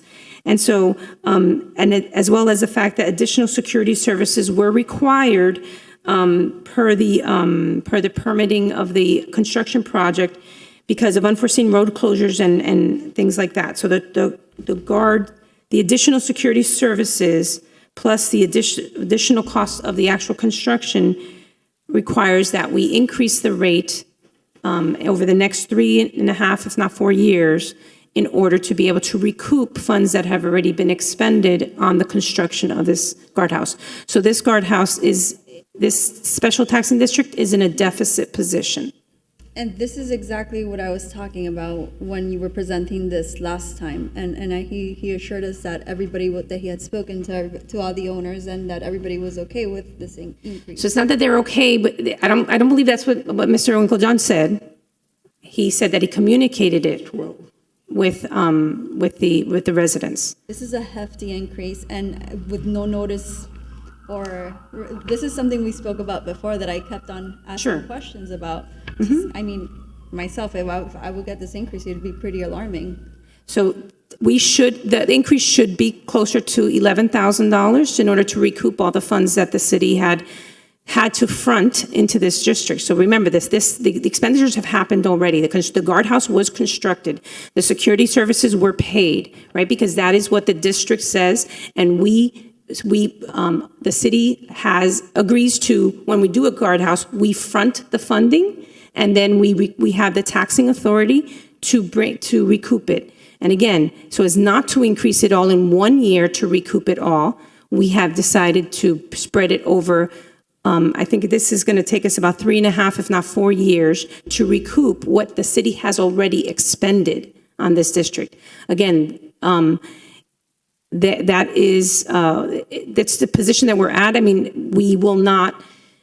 I don't know how much further than 3 or 4 years, or should we be? Would it be responsible from the city's standpoint to continue to extend this? So I understand what you're saying, but at the same time, we do have to recoup it. There were cost overruns. We were not going to stop the project. We were not going to not deal with the permit restrictions and requirements. We had to continue. The district was requested by the residents, not by 100% of the residents, I bet, because it's not a homeowners association. It's not a mandatory association. It is a special taxing district. But have there been notice provided within this time for at least So notice is given. So the May 21st agenda is published. Paul Winklejohn has developed a website over the summer or earlier that explains a lot of the different costs, the budgets for each of the districts, and communicated that to the residents. Letters went out. It was advertised in this public hearing was advertised in the community newspapers in early August, and it was on the trim notice that went out in August 20, whenever the county sends that out. So I don't know how much more or what kind of notice. Other notice would be requested, but if different notice is requested, we can in fact give additional notice. After it passes a certain threshold, I mean, an increase of this magnitude in percentage-wise is pretty significant. Maybe we can think, us as a city, after a certain amount of money or after a certain percentage, we need to have a little better communication with the residents. So can we hear from the residents? That's what could we also just go through the clerk? Mr. Clerk, Yes, sir. So public comment. Yes, one speaker, Ron Ponzoli. Welcome back. Hello again. Well, I've heard these numbers thrown around, and I'm here because of the $785,862 of security money that was spent on this project. Excuse me. When this project started, there was a collection of $750,000 for the project over 2 years. Then they started collecting for the security guard. I called about that, and they said the money that is collecting now at $4,700 a year is for the guard because they don't know when it's going to start, and they didn't know when they're going to have the project. When we got the notice that our annual payment went up from $5,100 to $8,100, which is a pretty substantial jump. It went from $4,700 to $5,100. You know, those are old numbers, so it goes up. But at $3,000, I made some phone calls. And for the first time, I found out that we had security. Now, when they started this project, and forget my voice, I have a voice problem. When they started this project, they leveled everything that was there. This may be a joke, but I'm not kidding. If you wanted to make a no man's land movie for World War I. Just put some bandolier wire in there, you could do the movie. There were potholes, there were everything else. I mean, it was a gift to a company that does alignment for cars. But we put up with that, and we went through it. When it rained, there was mud.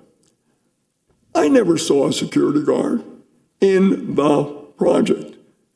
If there was somebody that's parked out somewhere else, how does that help security on the project? Because the safety is the project. They should have had a MASH unit for what we had to go through. So anyway, this went on, and then it appears from the records, and this is a pretty difficult thing to interpret, but my interpretation of this is that $526,000 was paid for security during the construction. Okay? I have not seen any post orders to know what these people are doing. Every security has post orders. You do this, you do that. So to find out what these people that we never saw on the project, I guess they had to drive over it, but they didn't like to drive over it very often. You have to look at their post orders. So then, and oh, by the way, there was sent out to us a schematic of what was going to be built. And I questioned one of it because there was a septic tank. It had to be a septic tank. Unfortunately, it was right in front of St. Thomas's rector's house. I'm a member of St. Thomas Episcopal Church. So I called and I said, please, don't put that in front of our rector's family. Oh, no, everything's fine. We got all the permits, everything's good. It's going in the right of way. Okay, so I didn't hear about that again. Then suddenly, somewhere in the project, we drove up and there was 2 security guards. And I think they were allied security guards that does our security guard now. And some construction had obviously started, not on the north side. This is a dog leg. There's 2 parts of this, on east and west, and then the South Florida Water Management District Road goes from the church down to the gate. There were 2 cars, and there's these crazy lights flashing up against where the construction's going on. This apparently is what's being referred to as $263,802 for security to put in a $30,000 septic tank. The septic tank was paid by the general contractor because that was part of the contract. So what were these security guards supposed to do? According to this, there was a lane of traffic closed. Ladies and gentlemen of this commission, there were no lanes. There was just a combat area. There were no lanes. So if you're going to have lane security, and I'd like to see the post orders of those security guards, because I never saw anyone come out of the cars. If you're going to close a lane, the first thing you do is you put a sign out, lane closed. No such sign. If you're going to have a flagman, no such sign. Blinking lights, now they have all these blinking lights. I never saw a security guard out there. Now think about this. How many cars go through there at 1, 2, 3, 4, 5 o'clock in the morning? It's crazy. So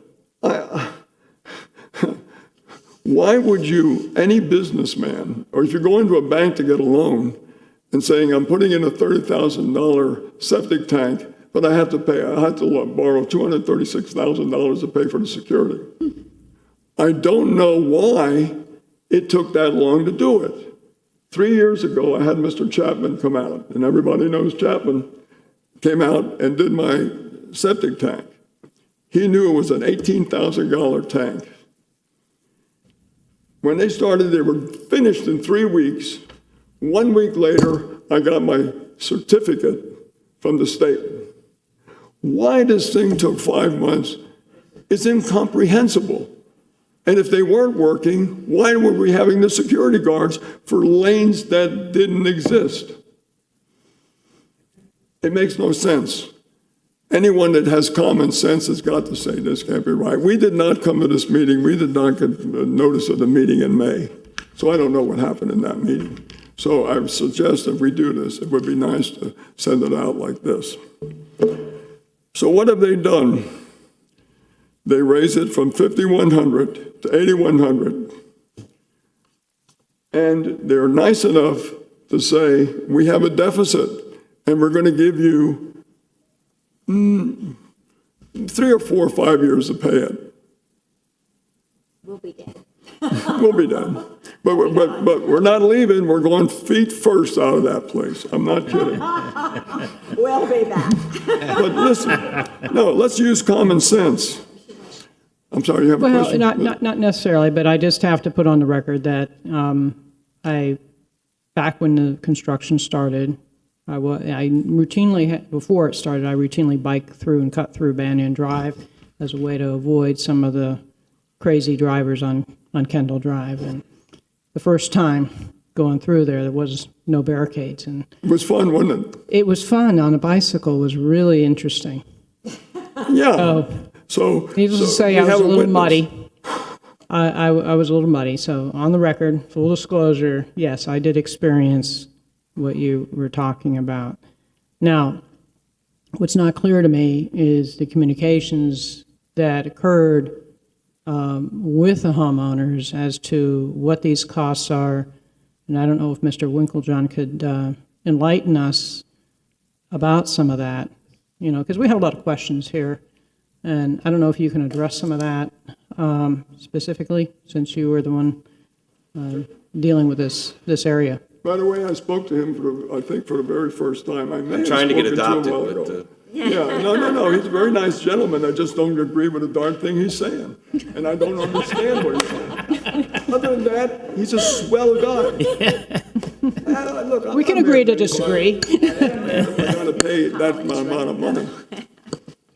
Thank you. So there's a lot to unpack here. You don't have enough time this week to fill in all the information, so I'll answer some general questions, but I think, like the other district details, it's really complex minutia, and I'm going to be, I can go through it, but I don't think that's what you want. There is a big picture history and situation with all new districts that is inherently flawed. This district was actually created by you and endorsed by a resolution of this in 2016. That is actually when the budget is set. And what happens is the residents who want the project put together the first budget. They get their residents to sign and get the vote. And the district wasn't handed to you until 2019, 2020. So there's 3 years elapsed. And the actual project finished at the end of, actually the very beginning of 2024. It finished in December. Right at the beginning of this fiscal year. So to try to project finances, expenses, to go through a very difficult construction project when you're putting 4 new lanes or 1 gate and 3 new lanes in a 2-lane road with a certain restrictive right-of-way, there's a lot of risks. That engineering won't work, final engineering won't work, health department won't approve it, which is the case here. When do you decide to not build it? When do you decide to tell people what it's going to cost? You don't know that. You don't know that until we actually got the final numbers together, like you've heard. We live 15 months in the rears in this business. So all that said, I just wanted to give you sort of the 30,000-foot perspective of this project. And our contractor isn't here to go through the technical, but if I have a pretty good grasp of it. If you want to know why we had to have the 2 flag waivers and security and such, but. So I think we're at a crossroads here. We have a pretty significant amount of money. We're not privy to all the details in regards to the construction or the security, but we have to make a decision today. Right. So with that being said, everything was vetted. We reviewed the contract documents. We reviewed the safety protocols that were put in place. It's audited. Everything's fine. And every department of it that related to this in the city was part of this process. Public Works was a tremendous asset to try to rectify these problems. Public safety, obviously, accounting, clearly. This was not our supervision. It's not our project. No, it was the district's project, Yeah, technically. so- Yep. All right. So are there any further questions, any other further statements in regards to the matter? How long did the project take?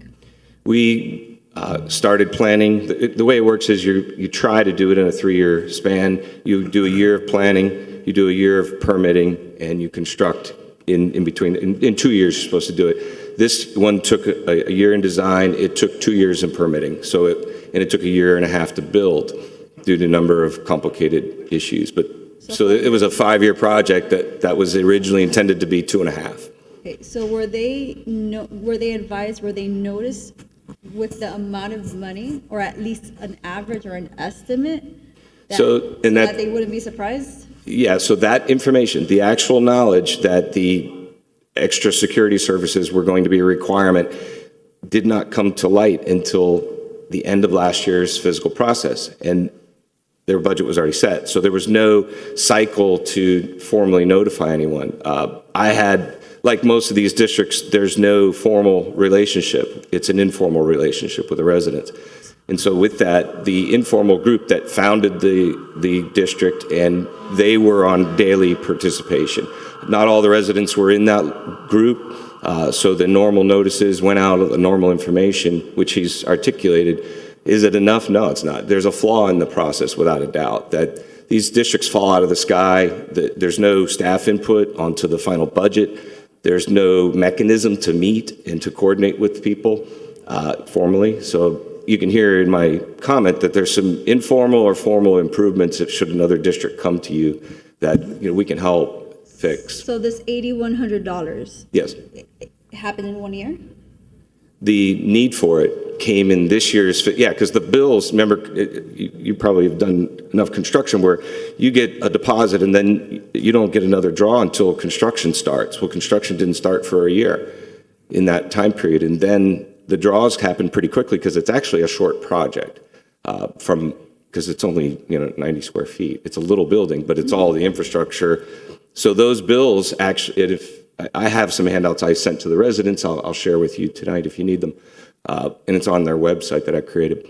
But yeah, the actual confluence of facts is we started to see December, we got the first draw, but the actual second and third draws and the security payments for the extra flag waivers and stuff like that really didn't hit our books until February this year.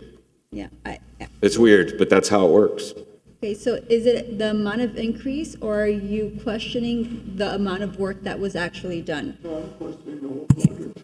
And I'll tell you why. First, I appreciate his comment that prices went up, but the project was $834,000. They are very proud of the fact that they only went over budget 14%. They just totally ignored the security, like it never existed and not part of it. They used up all of the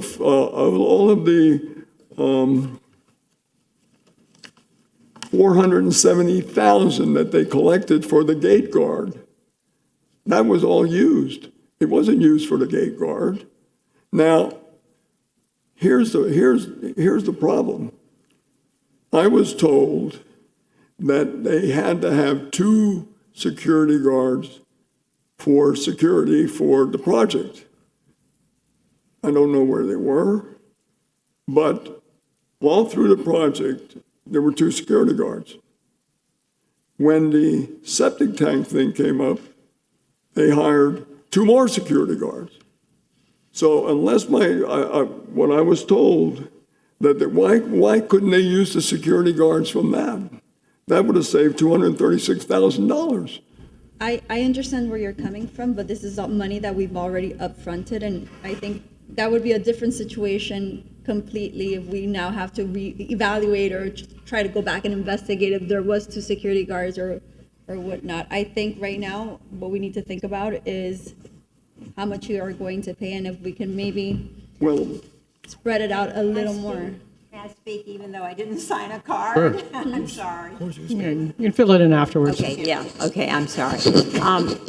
What I'd like to say is that he has coordinated with, as he told me on the phone, 3 people. One of them does not live in the neighborhood. He is building a beautiful home, but he doesn't live there. So he's been one of the coordinators. The other coordinator lives on my street, has been probably the instigator of the whole project, and he says he's washed his hands of the whole thing. So you have one person who doesn't live there, one person who really says, I have nothing to do with it, and you have my very nice neighbor right across the street who hasn't told us anything, bless his heart. And so what we have asked for is an accounting and an audit of our gate guard.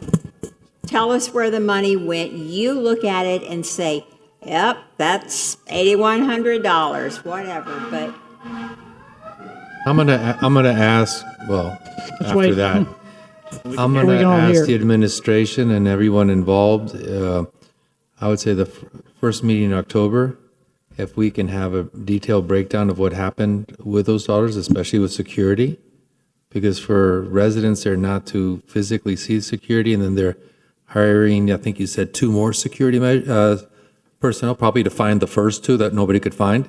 I think we need a detailed breakdown because we're putting the burden, obviously, on the residents, but there's some questions as to why we're making payments, or at least are the payments justified? And I agree that the commission should, and for the sake of the residents, get a detailed breakdown of exactly what happened. I want clarity. I'm not pointing fingers, but let's get all the information so we can understand better.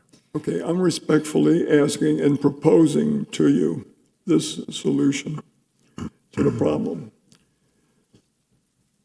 They have already postponed payment of this. And they're going to spread it over 3 years, which means that you have the authority to do that. You're going to get if this is right, you're going to get your money because you're going to put, I'm not going to have a lien on my house. I'm not stupid. I may not be smart, but I'm not stupid. Okay, here's what I propose. In this $8,100, there is obviously the money for the gate guard. I don't know how much that is, but if it's the same as last year, it's $5,100. I would like you all to approve it, pay it. Well, no, we're going to pay it in November. Okay, you'll have the money because that's when you pay your taxes. I know it goes in March, but you want 4% discount. Okay, let's have an audit of this, and let's look at the post orders of what these security guards are supposed to do. Yeah, and let's find it out. Let's delay this thing. If it's next year, everybody's been paid. So no contractors out there out of money. So I want to make sure I'm understanding it correctly. You're saying that $5,100 is for covering. No. I think it is. I don't know. That was last year's number. So this year's number, let's say we are going to postpone the payback of the deficit. Then this year's number, because there have been increases in the rates that the guards charge. Right. So this year's number would be $6,016. So that would be the number that we would need to just cover the current year operating, the upcoming year's operating expenditures, and not recoup any of the amounts of funds that have already been expended. Just for point of note, there's only 49 homes in this district, so that's why it's a large amount per individual. Right. So that's what I'm calculating as a number that would be necessary in order to cover the expenditures, the operating expenditures for this upcoming year. So question. If we prorated it over a longer period of time, because we know that construction costs something, Yeah, that's So it's not- so it's not zero. 20% increase. So Okay. nothing we can do about that. That's So, cost. yeah, no, I mean, wages go up, wages go up. Yeah, if that's what it costs. But That's what it starting to recoup some of the deficit for the construction, because we know it costs something, and in the meantime, you can look at, drill down more on the actual monies that were spent and make sure the work was done. Can we prorate this over a longer period of time? And what would you recommend, Madam So Director? I other than what recommended the you 3.5 standing- years. Huh? I recommended the 3.5 years that I brought forward to this commission. That's my recommendation. And honestly, I think that that's a very lengthy amount of time for the purposes of what it is. I understand the potential hardship to the individual. I understand that. But if the funds were already expended, these districts must be self-sufficient. The city should not necessarily be fronting the money for that long. That being said, I can tell you that, and again, we're in arrears accounting, so there's things that, this was based on the information I had at the time, it would take that amount in order to get to 3.5. By the fourth year, I might be able to reduce it. If you want to do it for a longer period of time, you tell me how many years you want to direct me to put on the tax bill, and that's what I will do if legal tells me that we legally can do that. So again, my recommendation was to do it over the 3.5 years. Okay, so why don't we start with legal first as to what is permissible? So I don't know that we have like a clear rule on this. These are, as the finance director has mentioned, these are special taxing districts, and these are improvements that were done that benefit the property owners. It's a special benefit to the property owners within the district. So the idea is to reiterate that the city should not be expending its funds or fronting the funds to support these districts. Rather, it should be self-funded, because it's the residents, the property owners within those districts that decided to impose these assessments upon themselves for the purpose of these improvements. So I think the finance director has a plan. I think as so long as we do have a plan to reimburse the city, or so to speak, right, I think that we are okay. But I think the longer we make that time period, the more moving away from that. So if I may, Diana, quick question. Ms. Gomez, excuse me. I've been on this commission for some time. I haven't seen an incident like this before.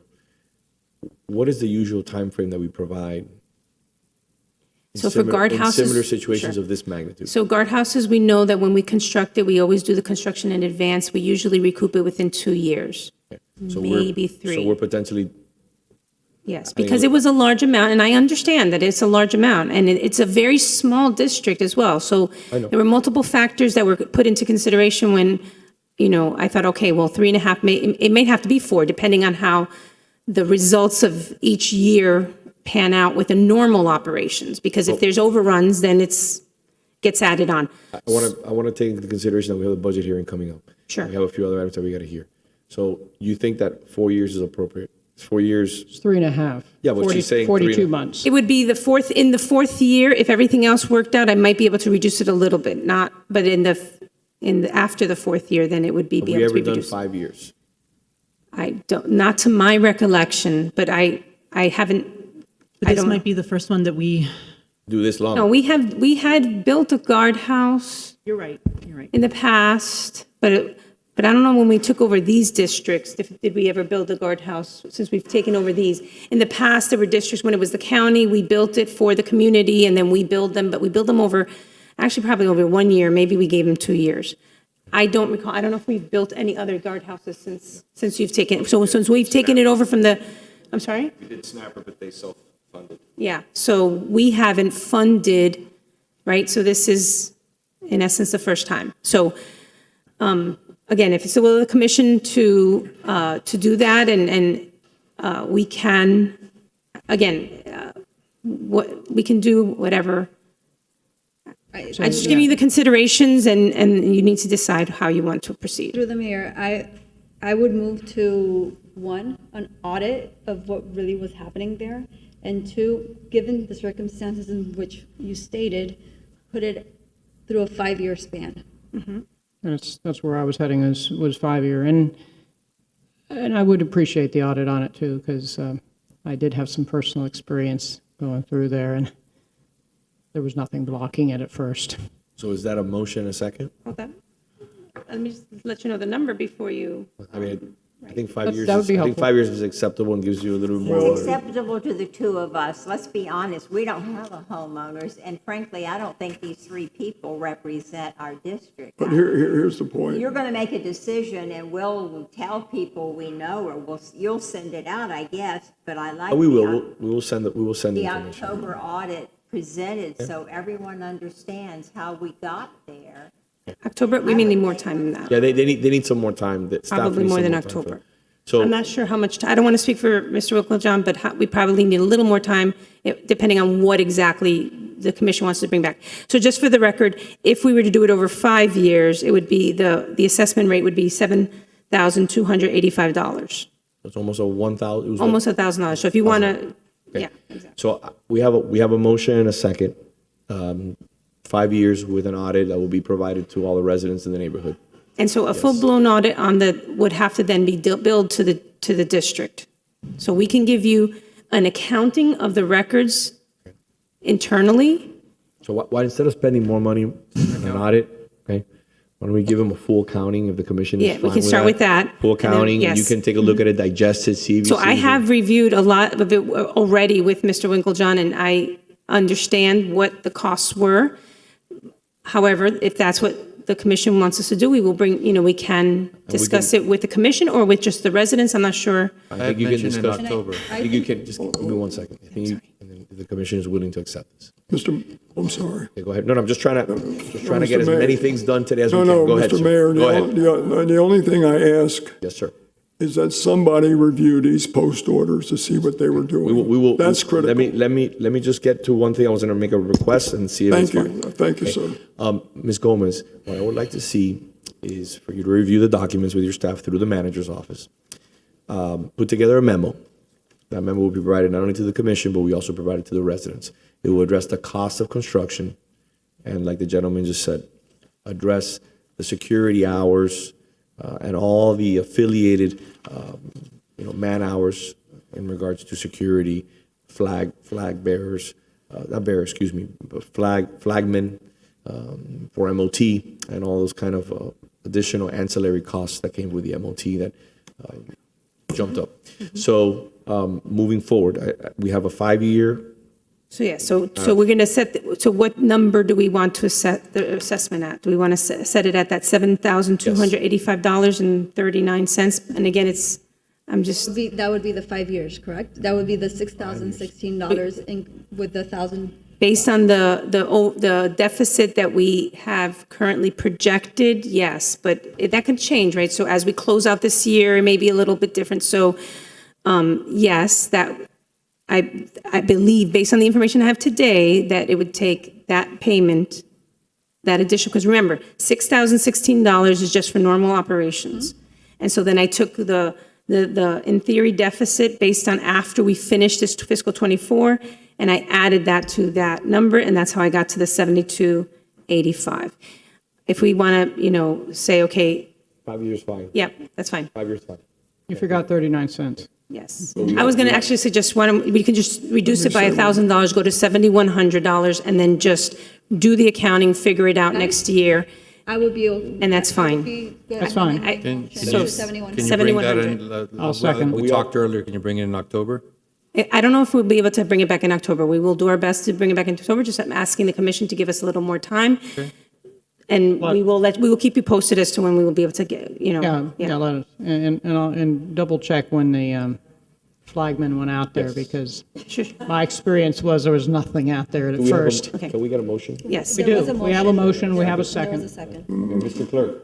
One last word, Mr. Mayor. I want to thank you, Mr. Wigglejohn, and everyone else. And I want to say one thing. Since we're in Coral Gables, we have the best police in the state of Florida. Blessed. Thank you. Thank We you are so blessed. much. Thank you. Amen. I would like to make one final request, that this method of I'm sorry, I should know better. I argued in the appellate court for the federal government, and you had to speak into the microphone, that the notice to the residents send us a letter like you send us. Don't just do these posted in the newspaper somewhere. Do you really think I have time to read that? I don't. I need you. I read what you send me. I read what you sent me on the flood control. So I appreciate. Thank you for your time. Thank you. Commissioner Menendez? Yes. Vice Mayor Anderson? Yes. Commissioner Castro? Yes, and that was amended to 7,100. Yes, ma'am. Yes. Commissioner Fernandez? Yes. Mayor Lago? Yes. Thank you. Moving on to 13. Number 13 is a resolution of the City Commission relating to security services assessments within the Hammock Lake Security Guard Special Taxing District, providing authority and definitions, confirming the preliminary assessment resolution, approving the updated security services assessment role, providing for the reimposition of the assessments, providing for collection of the assessments pursuant to the Uniform Assessment Collection Act, providing for the effect of this resolution, providing severability, and an effective date. So the total estimated security cost service for this district is $402,000 for fiscal year 24-25. There's no change in the proposed methodology. There is a $1,535 proposed increase in this year's assessment. Fiscal year 24-25 assessment is proposed to increase from $4,465 to $6,000 per improved lot, and from $2,232 with 50 cents to $3,000 per improved lot. The deficit, the district is currently it's a guardhouse district that is currently in a deficit, and it'll take us about 2 to 3 years to recoup the deficit. So increases are needed to fund, because there have been increases in security services costs over the year. Sorry. Mr. Clerk, do you have any public comment? No, sir. I'll take a motion. Move it. Second. So one of the common denominators here is that it's increasing security for almost all of them. Yes. Okay. Absolutely. All in favor? We haven't been Aye. increasing. Moving on to 14. 14 is a resolution of the City Commission relating to security services assessments within the Coco Plum Phase 1 Security Guard Special Taxing District, providing authority and definitions, confirming the preliminary assessment resolution, approving the updated security services assessment role, providing for the reimposition of the assessments, providing for collection of the assessments pursuant to the Uniform Assessment Collection Act, providing for the effect of this resolution, providing severability, and an effective date. So the total estimated security service cost is $555,100 for fiscal year 24-25. There's no change in the proposed methodology, but there is a $725 increase in the proposed assessment rates. The fiscal year 24-25 assessment is proposed to increase from $3,000 to $3,725 per improved lot, and from $1,500 to $1,662.50 per vacant lot. So the increase was used to fund security services, including security service costs that had increased over the past year.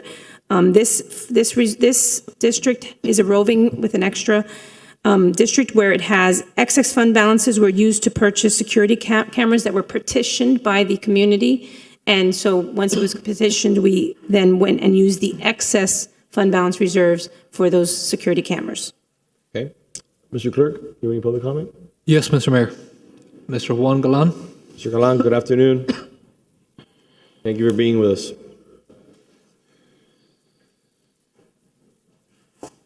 You'll have a lot more patience than I do.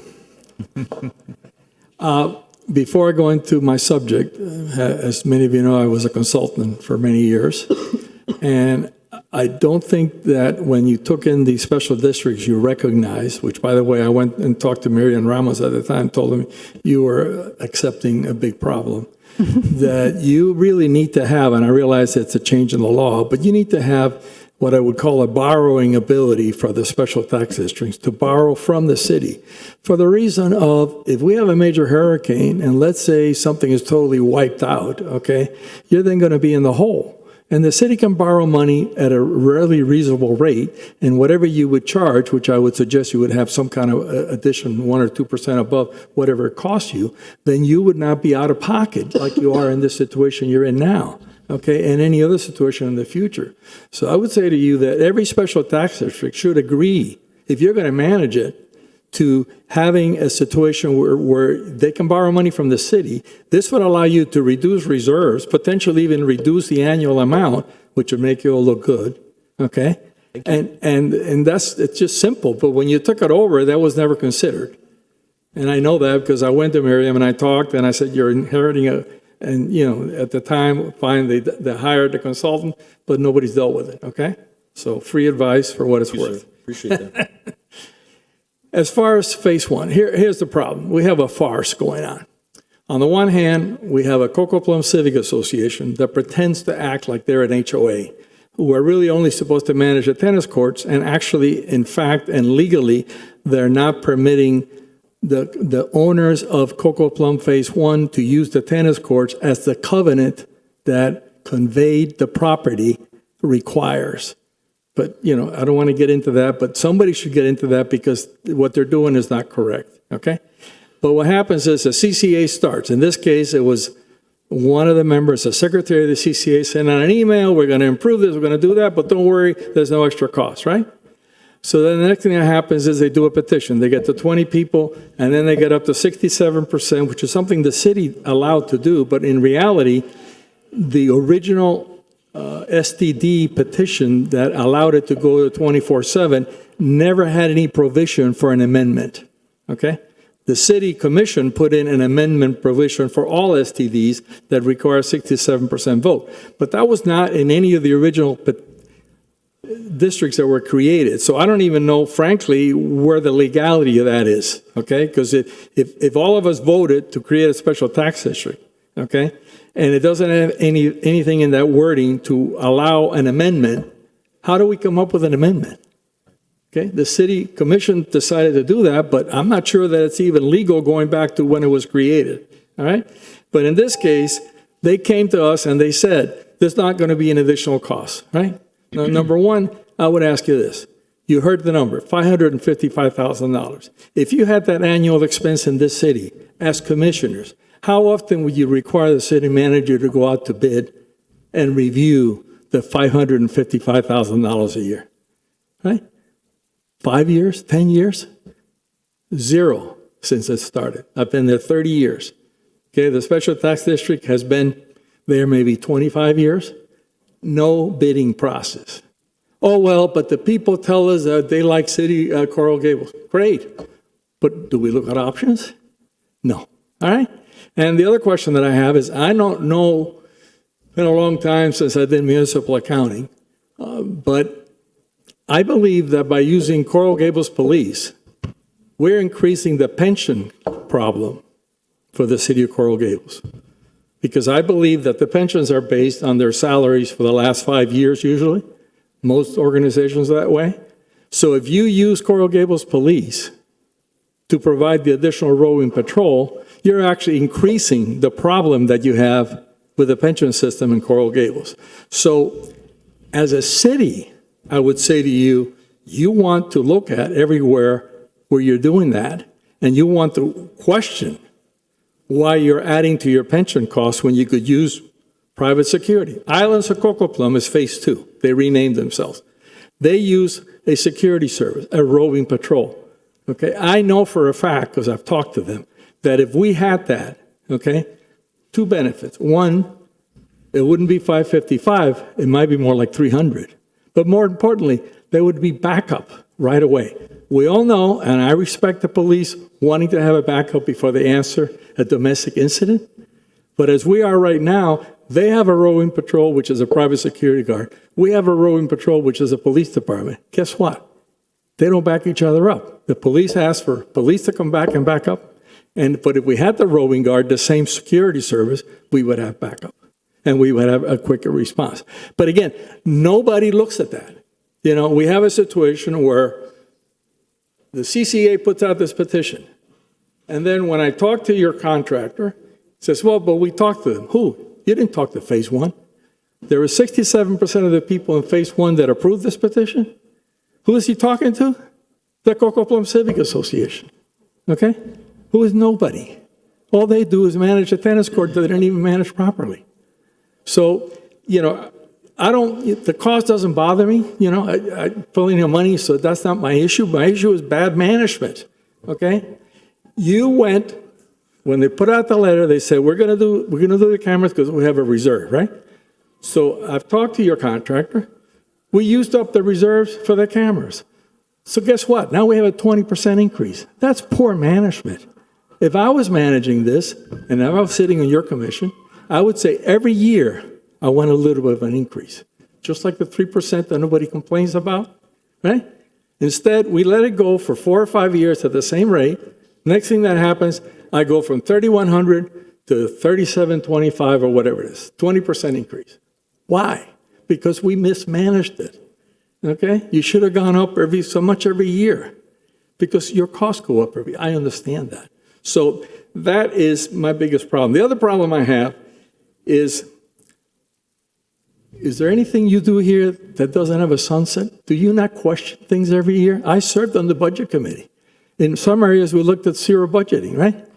What are you going to do next year if we say zero? Nobody looks at this, all right? These STDs have been created. They are like perpetual taxes.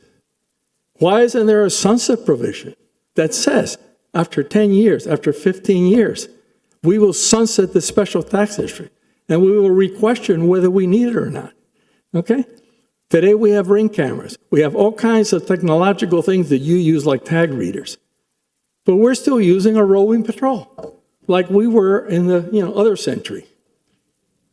There's no management, no appropriate management of the special tax districts, okay? And I think that needs to change, and I would recommend 100% that you seriously consider a sunset provision, especially for what I call non-structural special tax districts, okay? If I'm paying for a roving patrol, that can go away. There's no problem. Now, I realize that there's a building, you have to have some other provision, but something needs to happen to make people question what the hell's going on.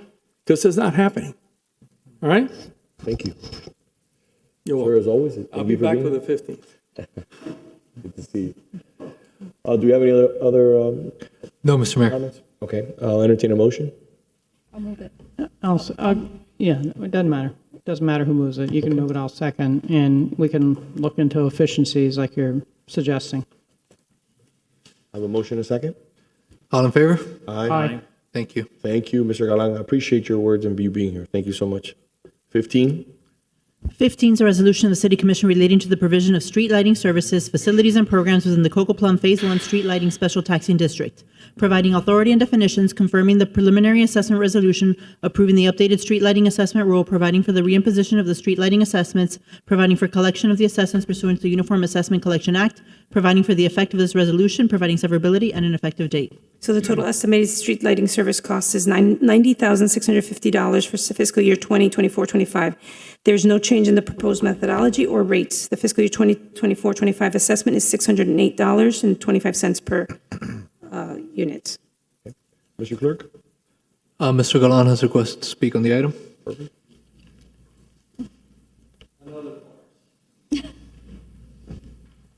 Here we go. Special lighting district, which I live in Phase 1. I live in Coco Plum Road. Coco Plum Road had beautiful lights, but the CCA decided that their area didn't have beautiful lights. So they forced us to change our lights, and they forced us, and the city won. The city stopped paying for all these lights and all the repairs and all that. And now we have Florida Power and Light. Okay, so you don't have to worry about it. I understand that, okay? And I saluted the people from the city that were smart enough to get my neighbors to be stupid enough to agree to take over the cost, okay, without reducing the property. I understand that, okay? But here's the problem. They lie. What did they say? It's going to be $400 per year, right? And the first year is going to be $600.